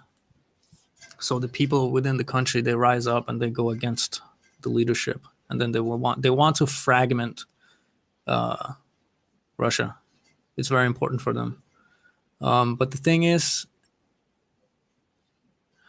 perspective is important because there is certain things that they can do. They use sanctions, but they think that that's enough to cut off like life supply of a nation that's been existing for so long and has been through so many things throughout history. Like the United States as the government that we know today has existed for like 250 years, something like that, right? Plus minus. The Russians, they paid tribute to the Mongols for over 250 years. They paid taxes to their Mongol overlords for over 250 years, just as long as the modern day US government has existed. When the French walked all the way up to Moscow, the Russian people, they burned down all their houses, they burned down everything. So when the Napoleon French troops, they came to the location that they wouldn't be able to have anything to be in, to eat from, like everything was burned down, and they managed to push them out and chase them out. So there's a spirit within these people that I don't think is going to be broken just by some sanctions and, a war. So that's why I say it's very important to understand that if this continues and it goes out of control, like you're not going to see a situation where Russia backs off, because it's going to end up in like some catastrophe like before. They're not going to lose, because if they lose, then, like the West cannot win this. And if the West is about to win, then it's going to be a catastrophic situation. And China knows this. All the countries that are anti-US knows this. All the countries that the US has gone in and intermingled with, removed governments, put in their own in place. Like all these countries there that are anti-US, like they understand this. Like if Russia loses this conflict, then they're going to be next who will lose everything.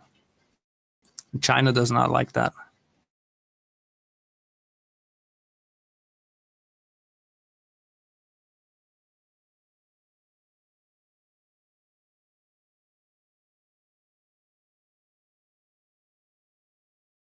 But you've seen governments be against each other in proxy wars. I mean, when the US were in Vietnam and they got chased out by the guerrilla warfare strategies that the Viet Cong used, they were supported behind the scenes by other governments, like China and Russia. And when the US when the Soviet Union went into Afghanistan, they also lost the war against the Taliban guerrilla warfare strategies.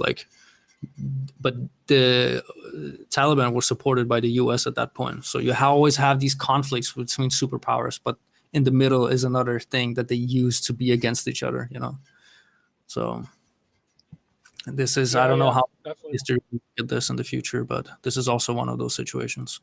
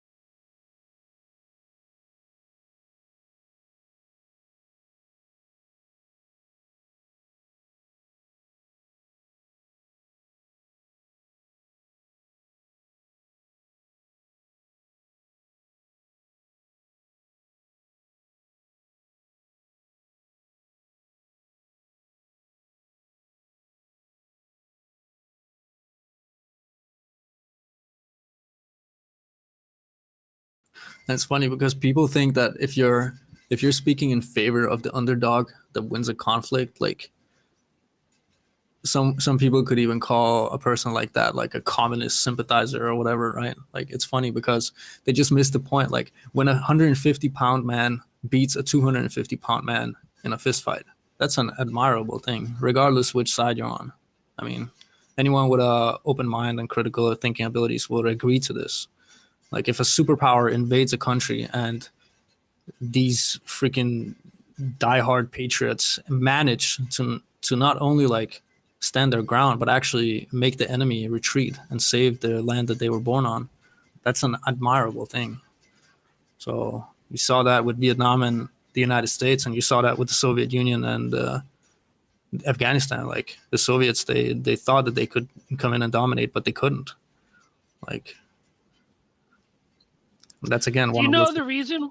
Do you know the reason? Like, what started that whole conflict? Why did the Soviet Union go into Afghanistan in the beginning? Do you know? I don't know.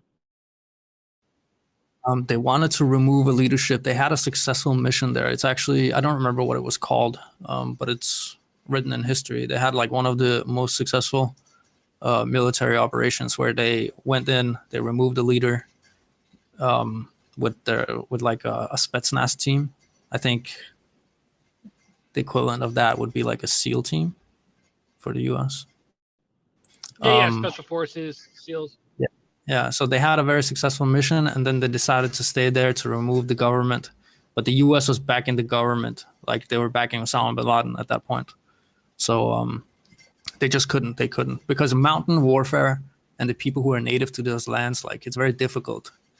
Plus, the Soviet Union was using helicopters on a lot of missions, and the U.S. they supplied weapons to the Taliban that dealt with the helicopters.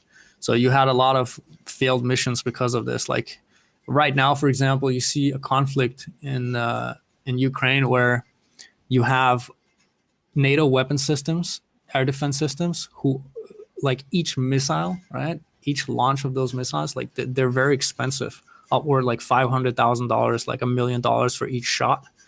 They're shooting down Iranian-made drones that cost like 25K. So you can see like over time, you're spending huge amounts on missiles to shoot down drones that cost like $20,000, man. So over time, you're gonna get Yeah. exhausted. Well, yeah, that was like the video you shared in our chat. John Ritter was talking about that. It's like the Ukrainians, they're just like expending all these forces at like 10 times the rate that typically would be used in warfare. And it's just like you're just going through your arsenal in like 2 weeks compared to what should be like 6 months worth.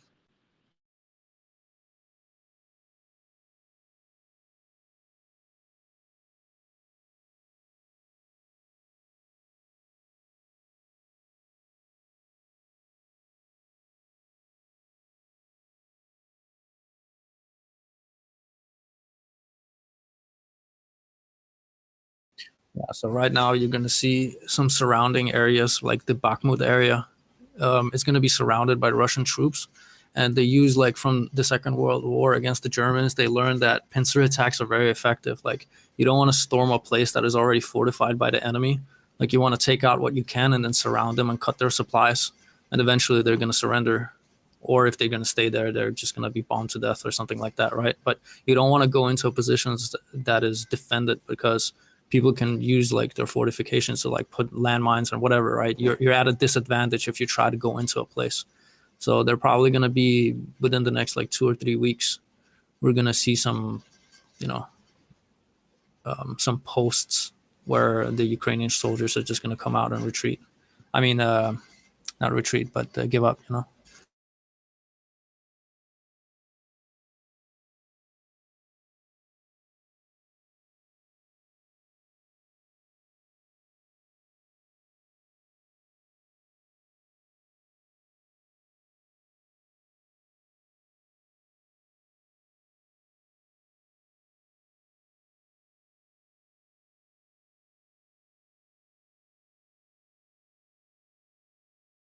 But I have no doubt in my mind that even if the Russians win and they take portions of the country and put it, they're gonna do some sort of like referendum and then have the populations vote whether they want to be part of the Russian Federation or not. But even if that happens, you're gonna see the next 10 years there's gonna be like terror attacks. Like they're probably gonna poison the rivers. Like they're gonna make sure that that part of that continent is not gonna live in peace.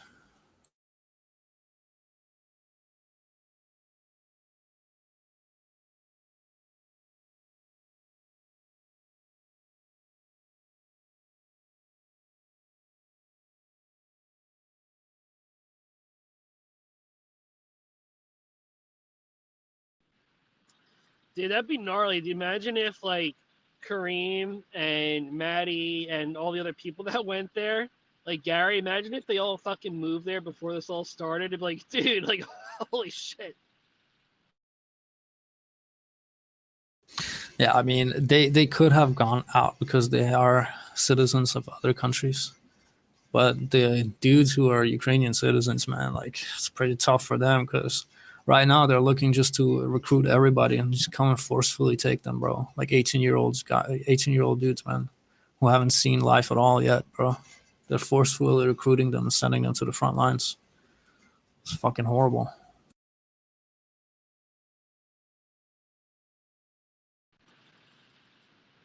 Yeah, that's like one of the arguments I like to go with when debating about citizens having firearms.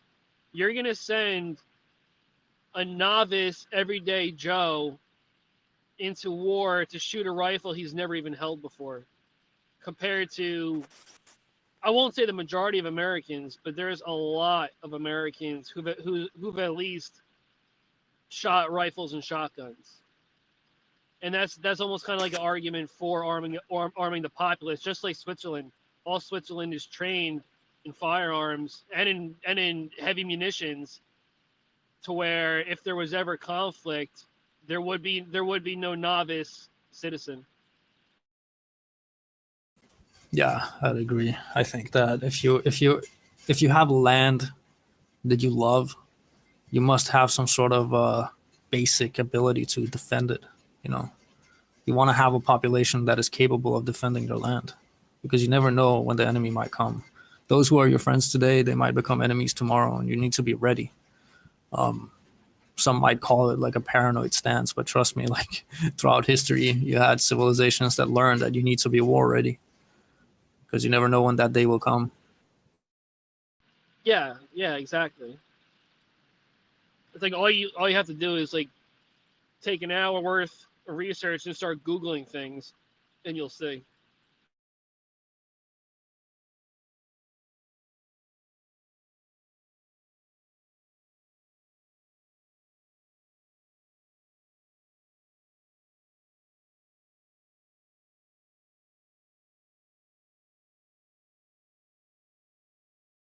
Does anyone have Icosa questions?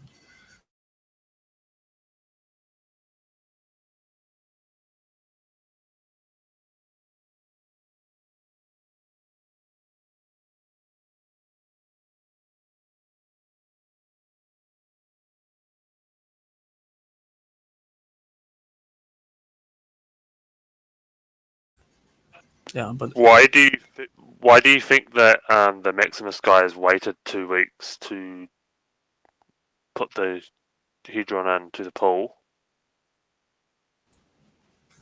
there was something in the contract that did not allow them to do that before. They had to wait like a month. Oh, okay, yeah.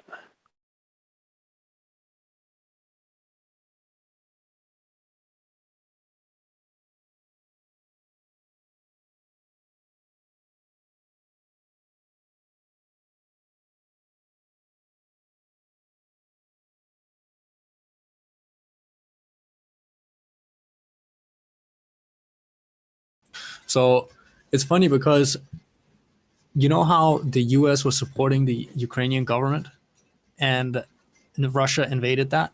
Right now, Russia is supporting the Iranian government. And I wonder if we're gonna see a situation where Israel and the U.S. they get into a deep conflict with Iran, and then because Russia invaded Ukraine, they can just say, "Oh, look what you're doing. We can also do it over here." You know, so it's gonna be like a you understand what I'm trying to say? Yeah, definitely. Anything to keep the war machine going, right? Oh, they love it, bro. They love it. When it's peace, their hands are shaking like they can't handle it. There hasn't been peace. There was, even between World War I and World War II, which was a very small amount of time. That's pretty much it. And then after World War II, there was a span of, a decade before Korea, and then not even a decade, right? And then yeah, look at it. It's a couple years at most. It's constant. They're just extracting money into the war machine through the citizens' workforce. Like the citizens are paying their lives. Yeah, but technically not really. Even now, we're not, because of inflation. They're just literally counterfeiting money to throw at this. Like, we're not being heavily taxed. We're not being obviously we are being overtaxed just to begin with, but from a standpoint of inflation, the rate that they're inflating on, we're not being overtaxed. And even our cost of living, sure, it's gone up, but it's not a stranglehold on us. I'll tell you that much. And I'm poor. Like, I'm below middle class just myself personally. So it's like, I'm not struggling, you know? Yeah. So think about the taxes as like a reserve. It's a silo, right? Full of money. And these guys, they go to Congress and then they say, yeah, we're going to go to war, or we're going to support this, or we're going to support that. We're going to support this invasion. And then the people in Congress, they vote how much money is going to go where. But whose money is that? It's your money, the money that you paid in taxes. And another point is, like, when they print, they just devalue what you already have saved. So they just walk into your house, lift your mattress, take their cut, and you can't do anything about it. And they look you in the eye and they say, we leave you a little bit so you don't get too angry. Okay? But we're going to come back for it at some point. So people are getting robbed through all the work that they put in throughout the years saving. And they get robbed from all the active money that can be used to make America a better place, to build a better life for people. Like, I see there's different situations in different states, but you see a lot of homeless people, needles on the ground. Like, this is the great America. There shouldn't be these things, and it's just growing more and more. You go through, like, Los Angeles area through car, like, the only thing you see on the side is just tents, bro. Like, homeless people, they're stacked. The San Francisco area, stacked homeless people, like, different states, different situations, obviously. But the thing is that, why are you spending so much on war when you don't have everything fixed in your house? You need to fix what is in your house, but they don't care about that. It's because they've got a liberal, bloody woke government with Joe Biden that's all this bullshit. Yeah, but that's the thing, though, Hotman. Yeah, but that's the thing, though. It's like they're pretending to care. Like, the left, and they want them to be in poverty so they get voted in. Yeah, exactly. Yeah. So you rely on the fucking government for, like, social security money, and then you can't think for yourselves, and then they vote in those liberal governments, democratic, bloody, yeah. Same thing with our welfare system, too. It's the same thing with our welfare system. They want these people to stay poor. They want to give them just enough to where they like the taste in their mouth, to where they don't want more, and they don't want to better themselves. It's the same exact thing. They make the family structure weak. They make the majority of the population focus on useless, idiotic, stupid-ass things. Like, this is my pronoun. You call me this, we're okay. If you don't call me that, we're not okay. Like, just useless things, you know? Like, they force things on the youth that should not be forced on the youth, you know? Like, if you're a parent and you're against it, then you're moving toward a place where you're against some of the things that your kids are being taught. Like, they can take your child, man. Like, they're doing some weird things. Like, I don't want to go into detail, but you know what I'm talking about. Yeah, and even our welfare system encourages broken families because you're incentivized to not have a man in the house. If you're a woman, a single female with multiple kids, first of all, the more kids you have, the more money you get when you're single in a household. If there's a registered male over the age of 18, or it might even be 17, of 18, you'll get less benefits if it's not your husband. If there's whether it's your son or spouse, and even if there's a man living in your house who's not spouse, or a son, you also get uh, less less welfare. You get less assistance if there's a working age male living in that house, registered living in that house.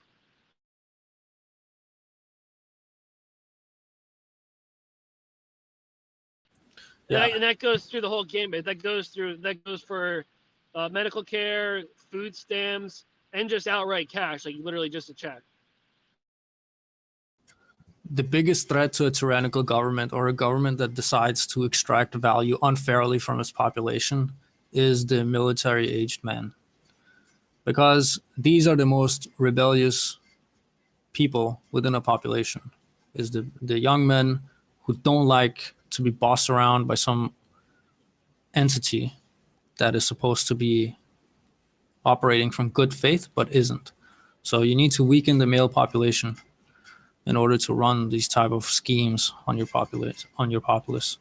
The men are the ones who will start a revolution, not the women. The women will follow the men once the revolution is started against the tyrannical government, but on their own, the women are not going to do it. So you need to weaken the men, and this is what we see across many societies, especially in the West. And it's very sad because the identity of the people should be a continuation of values that created the great nation in the first place. But if those are deteriorated and forgotten, and there's no real, what's the word I'm looking for? There's no incentive, or people are just living struggling to survive.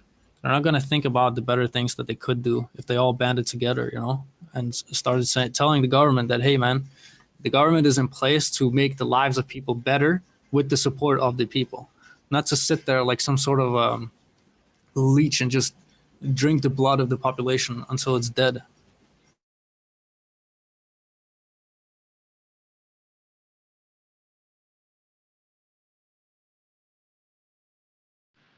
That's why I always like to refer to it as like the cycles of civilizations, because it's just a cycle. It always leads up to tyranny. The people fight back, and then it all starts over again.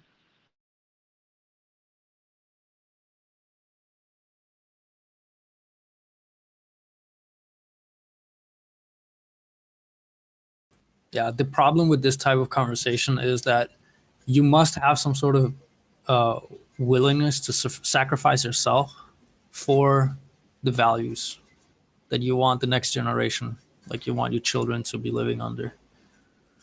Because the guy who is willing to kill, he's always going to have an advantage over the guy who's not willing to kill. This is just the way that it's been.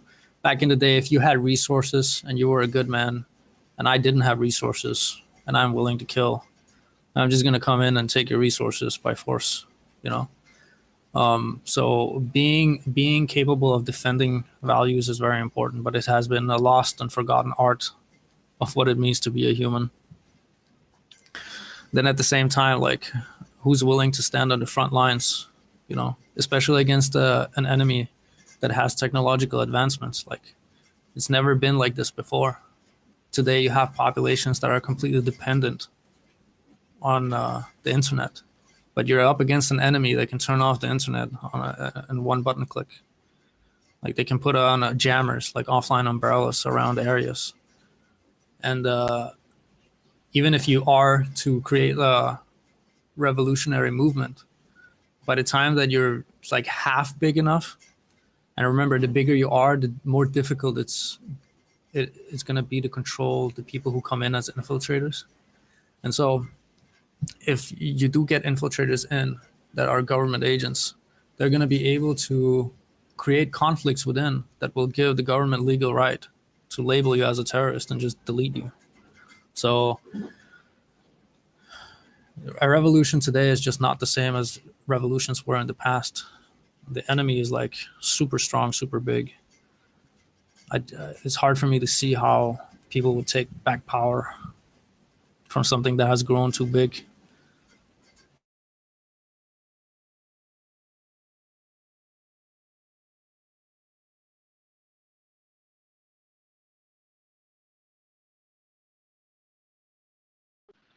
That's basically happening right now too, even in the U.S., dealing with like Antifa and Black Lives Matter, and then even some movements on the right. You have like agent provocateurs who are like CIA, FBI infiltrating these groups and stirring up conflict within.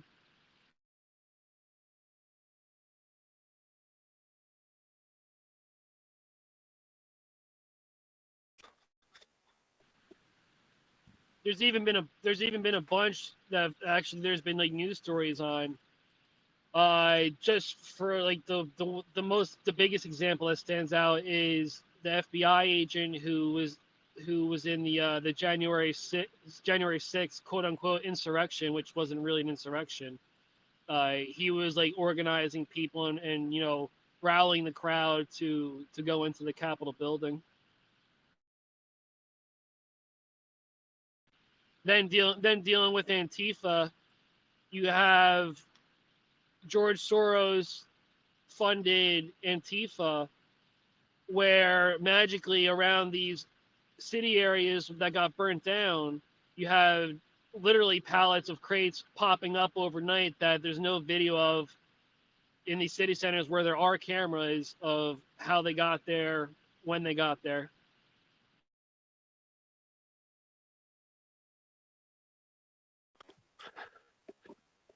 Yeah, it's all this Me Too movement as well, and kind of like there's incidents where like Michael Jackson kind of like may have abused people, but then all men are bad, and you don't have any male primary school teachers anymore, and then like respect is lost.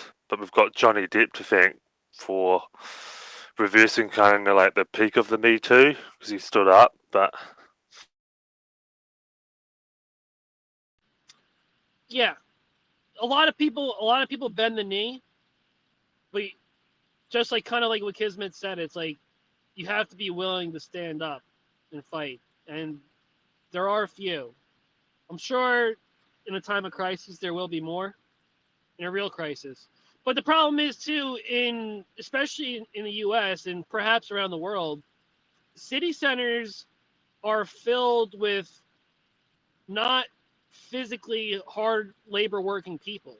Like they're mainly office people, soft hands, no callous, and a lot of them are left leaning. So they just go along to get along, and then they let these places be destroyed and then turn into terrible places, which the majority of all American cities are terrible places. Yeah, you also have the aspect of, let's say that you do somehow manage to get like a strong group of people. There's going to be front lines, right, of those people. What happens when a tank just blows those front line people up? Like, what are the ones on the back line going to do? They're going to continue fighting, or they're going to run away? These questions are very important. Like, how is that going to look? Is it even possible to take back power? Like, important questions.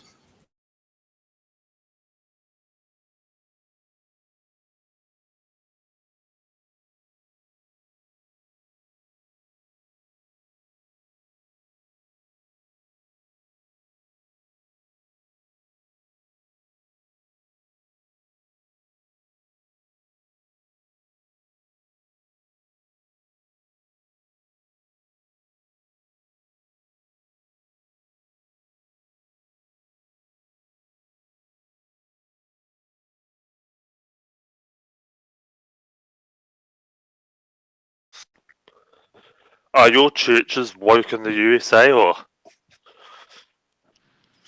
Yeah, They're not all, but there are a lot Because of part of the problem is that the part of the problem is that the churches have gone weak. Like even if you're an atheist, you don't want people to kill you, you don't want people to rob you, you don't want people to have an affair. So like the problem is that the churches are starting to collapse in the West, and then it's the woke as anything, and yeah. Yeah, that's been happening for a long time in the U.S. That's been happening for a really long time, and that's like even dealing with like the whole like gay thing in the church. That happened. Like there are a lot of churches like that. I wouldn't say the majority, but something else. But the problem is people don't read the Bible, you know. And even if they do and they go to church, the most preachers, priests, they don't pastors, they don't preach the Bible. All they preach about is happy-go-lucky things. They don't preach about sin. They don't preach about evil. All they preach about is the good things in life. And in life and in the Bible, that's not all there is. There's horror in the Bible. Like there's terrible things that happen to people in the Bible, and those are the things you need to stand up against evil.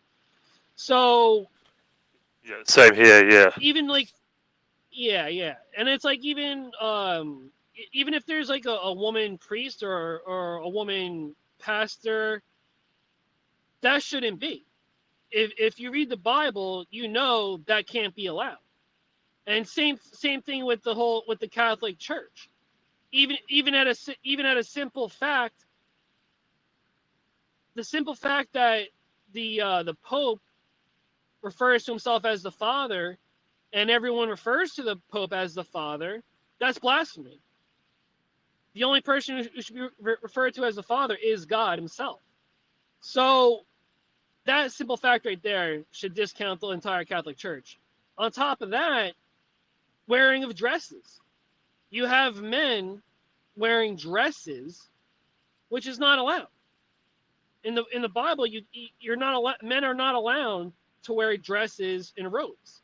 Simple fact. That's all that it is. So that's just a little tidbit, right? Like, but it is what it is, and it's been going on forever. And Catholics and many others, they worship the Pope. They worship the Vatican.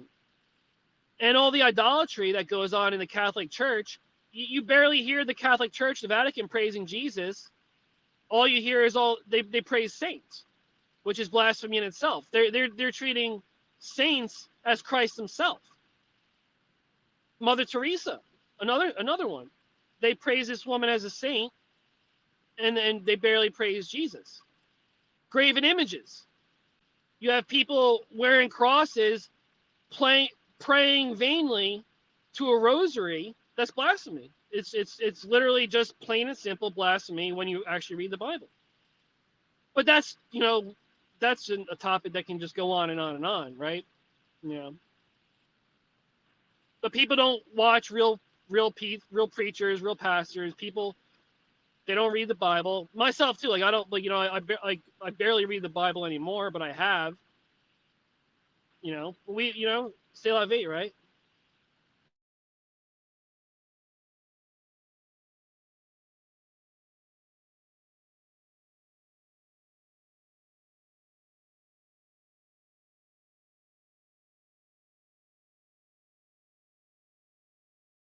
But yeah, we'll see how this conflict unfolds, because we're gonna see a different world after this.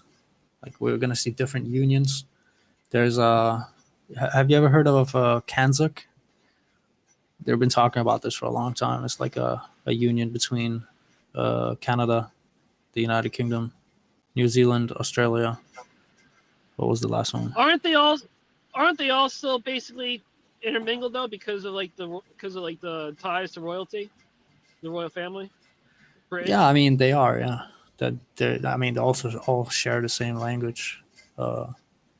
But you can possibly see something like that becoming an economic power in the future. Maybe the European Union dissolves. You're going to see a different type of union, or maybe multiple unions within the European continent. Who knows? But there's definitely going to be some change.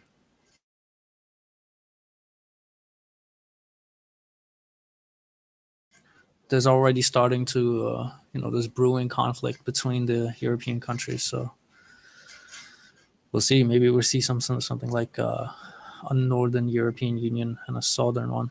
I don't know.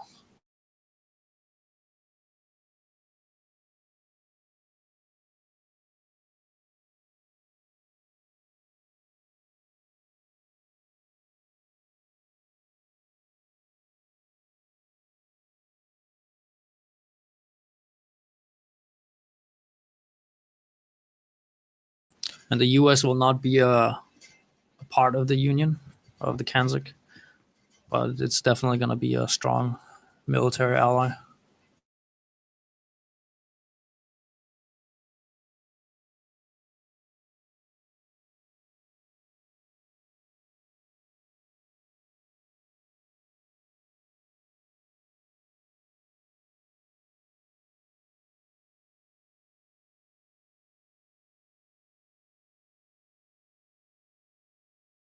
Because as it stands now, we see big countries moving away from using the dollar as the main currency. And if that continues across like huge natural resource deals, then as the US is today, it will become weakened. But it can be strengthened a lot by having a critical alliance with like something like Kanzik.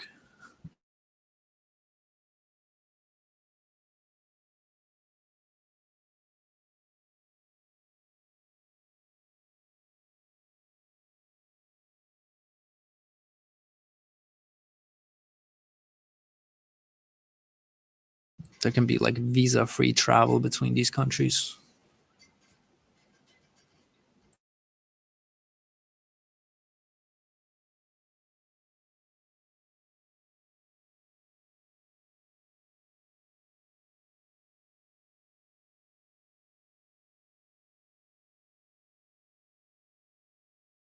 I believe these things are planned in advance, Like, I don't think Britain exiting the European Union was a coincidence. These government, on the governmental level, like, you have to think 20 years ahead, like 50 years ahead, So they're very planned in the things that they're doing. You can even see something as innocent as it might seem.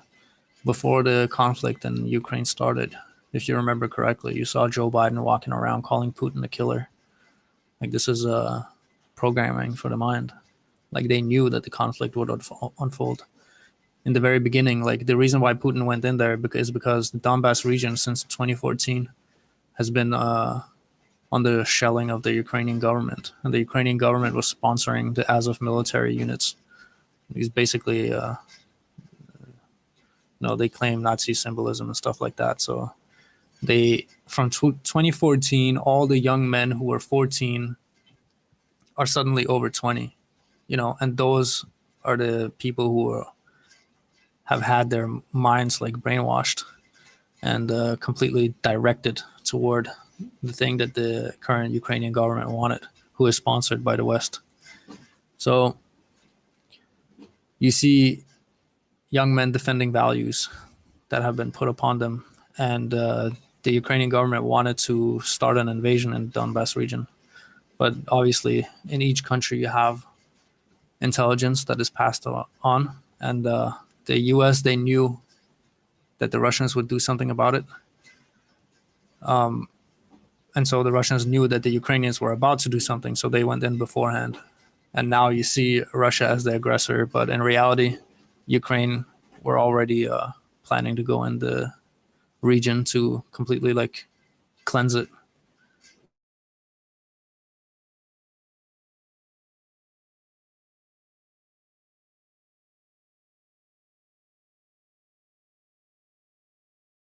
When that was a great stream you did with. Say again. You're breaking up, Rich.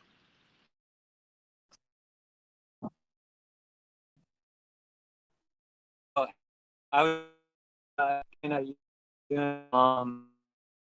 Really cool stream you had with Corey Costa. I'm glad. Said it, you're still breaking up. Say it again. This guy's speaking Chinese, man. Can you hear me? Now I can. Can you hear me? Okay, yeah, I was just saying Yeah, to you're- Twin, good job on the stream with Corey Costa. That's pretty cool. You got his account reinstated, or we all did. I like that guy. Oh yeah, he got his account back. Yeah.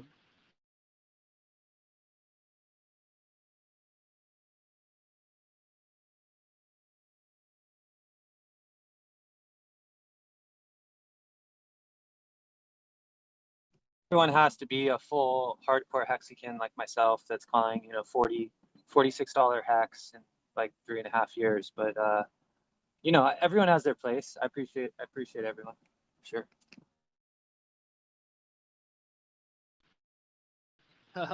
Sure.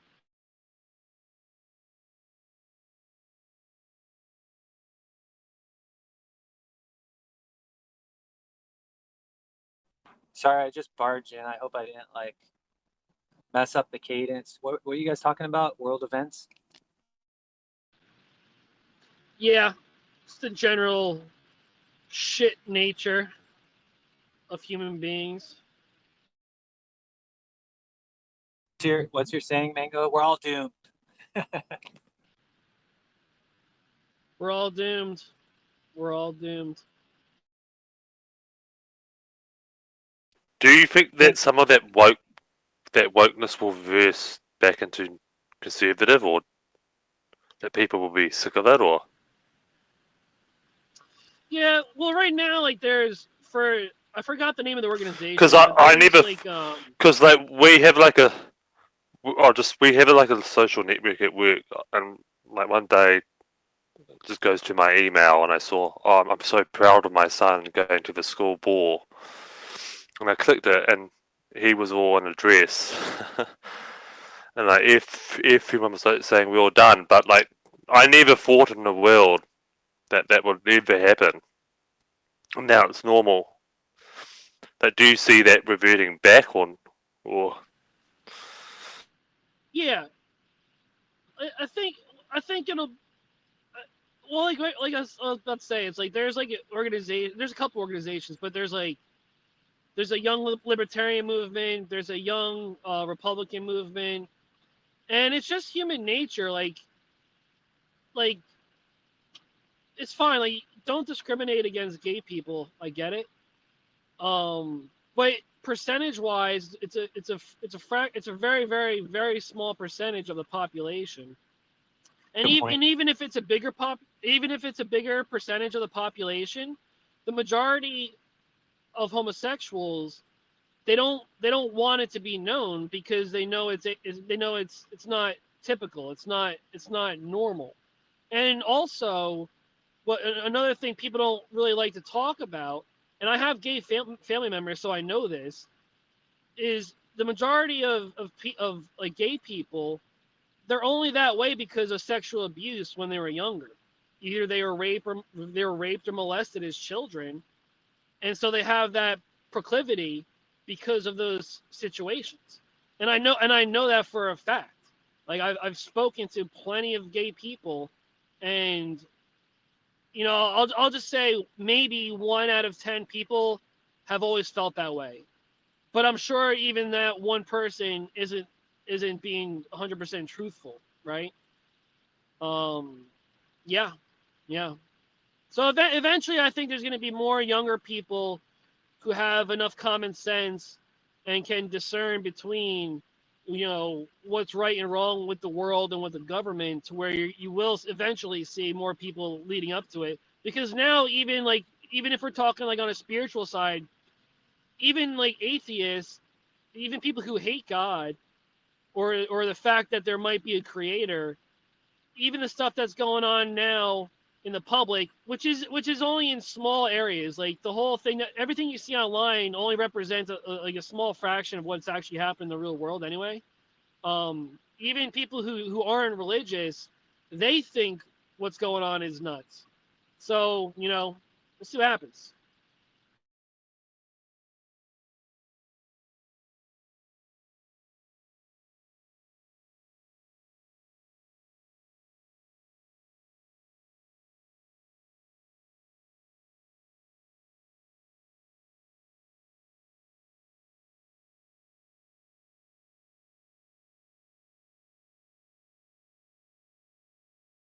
Can't we?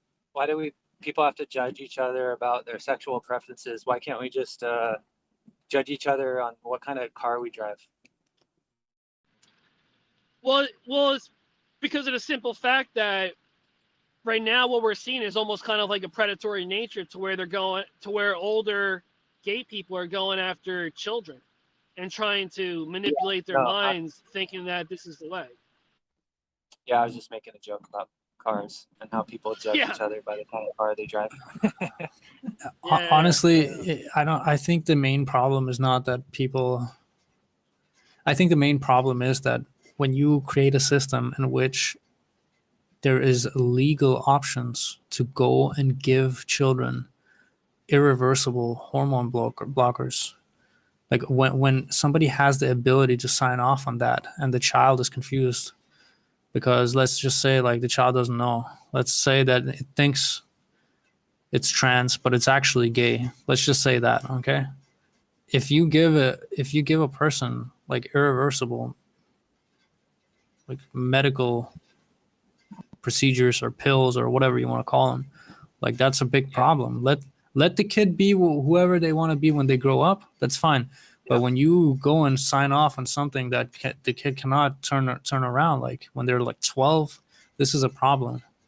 When you have systems that come after your children, it's a problem.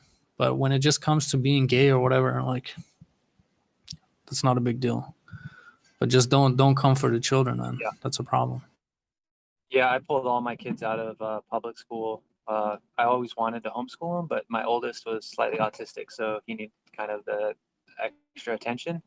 And so I kind of just like fell into that. But COVID made me really like look at it all again and I just pulled them all out. I was like, I don't trust the freaking state at all. They have all sorts of like alternative motives, and they're programming my kids.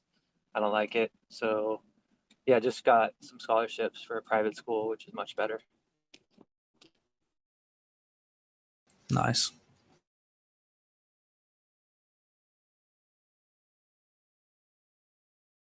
Our government's totally fucking out of control, like crazy. But it has to get. I think it has to get worse before market starts asking the pertinent questions that direct them to the truth.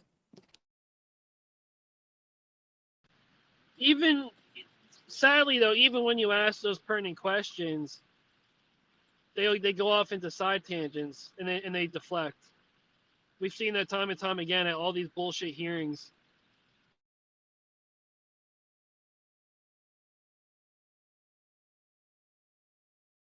Because I mean, pertinent questions within people's own head, not so much like on the global stage or whatever. Yeah. I think it just comes down to pure evil. It's like they literally just want to control and enslave us. That's how I look at it.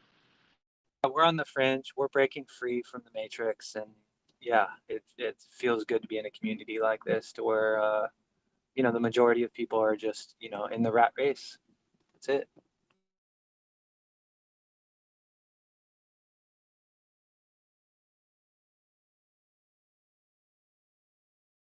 I think it always comes to mind is victims of comfort, connoisseurs of pain. I think everyone's just duped. They're just comfort duped into submission. Yeah.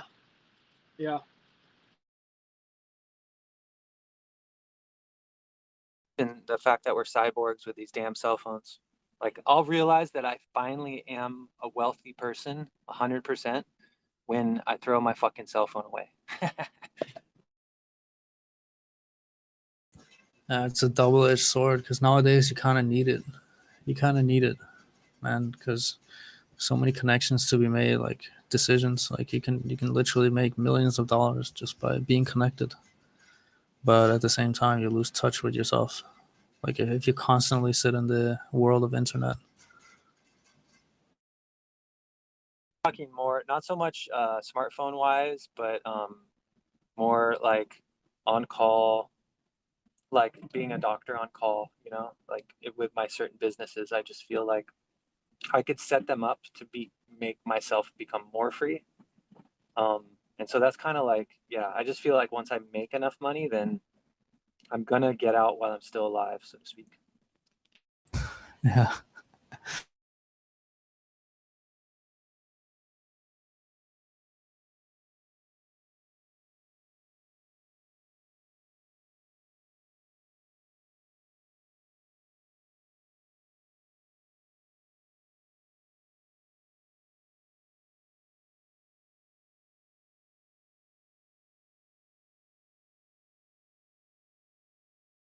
So I wonder how much the Icosa supply will grow when the 180-day stake for Hedron is up, because it's gonna make it way easier to manipulate the time lock on the current Icosa stakes, or if people decide to make big stakes right now in Icosa. If you're ready for the 180-day Hedron stakes to come out, if people want to compound, then they would need to end, and the moment that they end, it's gonna like create a big bump in the supply. So I wonder how big that bump will be, because the 90-day stakes took the total supply from 500K to a little over 2 million. Oh, that's a big jump. Yeah, so the next set, they're gonna have way more supply. And when they end, if people are just paying attention, you can maybe lower the Icosa stake days by like 60, 90, maybe more, I don't know.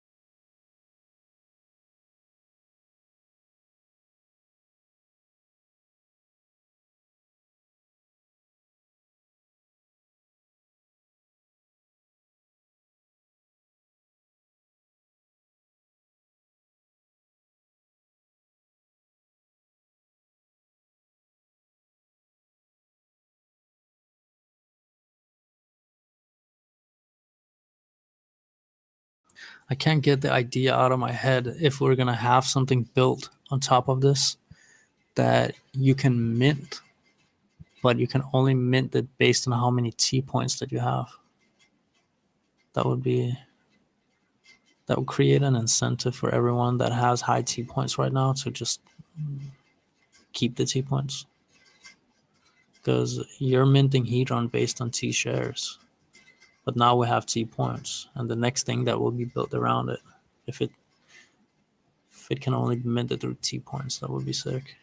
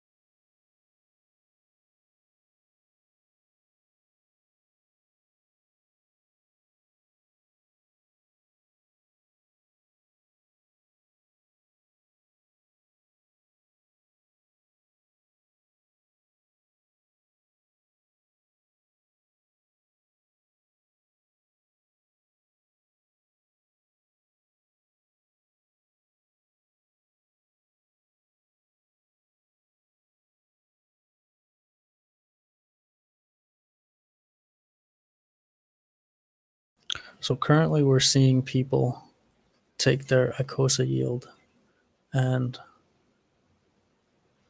dump it for Hedron to increase their Hedron position, and then they restake that. Or they dump it for Hex. And I'm wondering if the Hedron price goes up from here, then in the next auction, if we have a higher Hedron price, it's going to cause less Hedron to be burned because the Hedron itself costs more. And if less Hedron is burned with an increased C share, then this must mean that the distribution, the yield will be lower amount in terms of coins. But in the future, it might have a higher coin price. I think I need to think a little bit more about that.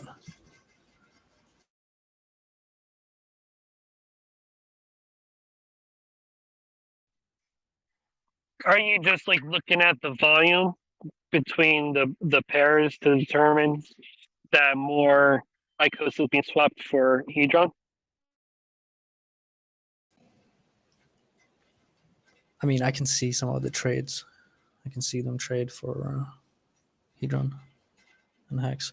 I'm just wondering, like, if people think that this is the typical amount of yield that we'll be receiving, like, forever, then it would be a big mistake, because if Hedron price goes up tomorrow, then the yield will be lower, because people wouldn't be justifying mindlessly burning big amounts of Hedron. And since the yield is a function of global Hedron burned the previous day divided by the share rate, then if less Hedron is burned because it costs more in token value, then less yield will be sent to the pools.